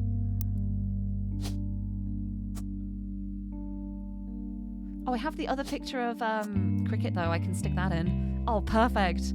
That is a great spot to end it at. I'm so happy. Right. Time to save and quit. Hee. And that is where I'll leave it for now. And I think, hopefully, if things work out, next week I'll be finishing the Root Trees Are Dead. So that's really exciting. I'm going to have to figure out something else I can do if I finish it quickly. But oh, that was so good. This is so fun. I love this. I love this game so much. I'm so happy. But with that, I shall... Bloop. I'll head on over to here and we can find someone to send a raid on to. Let's see who is around. That was some really good locking in that time. That was fun. And honestly, it didn't even matter how much I discovered that time. I just really wanted Beef Baby. Beef Baby is like the only thing I needed from that whole stream. Also, hi Xander. Don't worry about it. I'm sorry, it was on my phone and I was trying to send it to Discord and you were like the first thing on the list.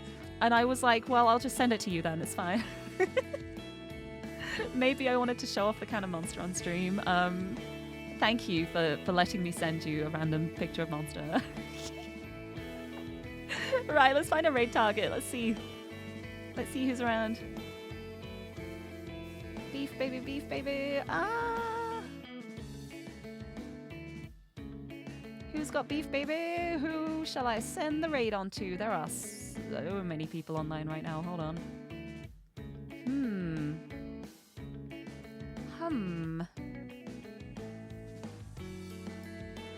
Decisions. I'm really bad at decisions. Let's figure it out. Let's see who is around. Incredible. It is incredible. Thank you for thank you for understanding. You are welcome. You now have a picture of a really cool kind of monster in your DMs, so it works out for both of us. Right, let's see.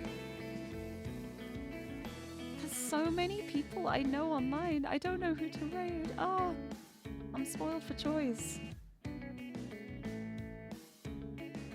Kind of want to like raid someone who I maybe haven't raided very often or at all. Ooh, shall we go? Oh, let's go for an art stream. Let's go for an art stream. Let's raid Saku. Saku Mintsu is an artist who has really nice art. I love their art. And they're doing an art stream at the moment, so I'll send you over their way. Send you over to Saku. Here is the raid message. If anyone is subbed, we will have the noted emote. If not, we got hearts. And I will send you over Saku's way to enjoy a nice little art stream. Be a nice time. Ooh. Copy my own raid message. But yeah, this has been so much fun. And I'm so excited to hopefully finish this next week. I'm going to be like going through, trying to think of like what I can look up before the stream to see like what I could potentially, how I could find things. Because there's going to be something somewhere I've missed, surely. Like, I'm so close. I'm so close to everything. I just need to do it. So close. But yeah, this was so much fun. I will be back tomorrow. Actually, no. I won't be back tomorrow. Lirie will be back tomorrow for one stream only. Maybe 2. Maybe 3. I really like Homicypher. I want to play more of it. But tomorrow's going to be Lirie again for Homicypher. I need to know more. I need to know more about these creatures. I love them. I love them so much. But yes, that is it from me for now. Thank you so much, everyone, for joining me today. And until next time, bye-bye.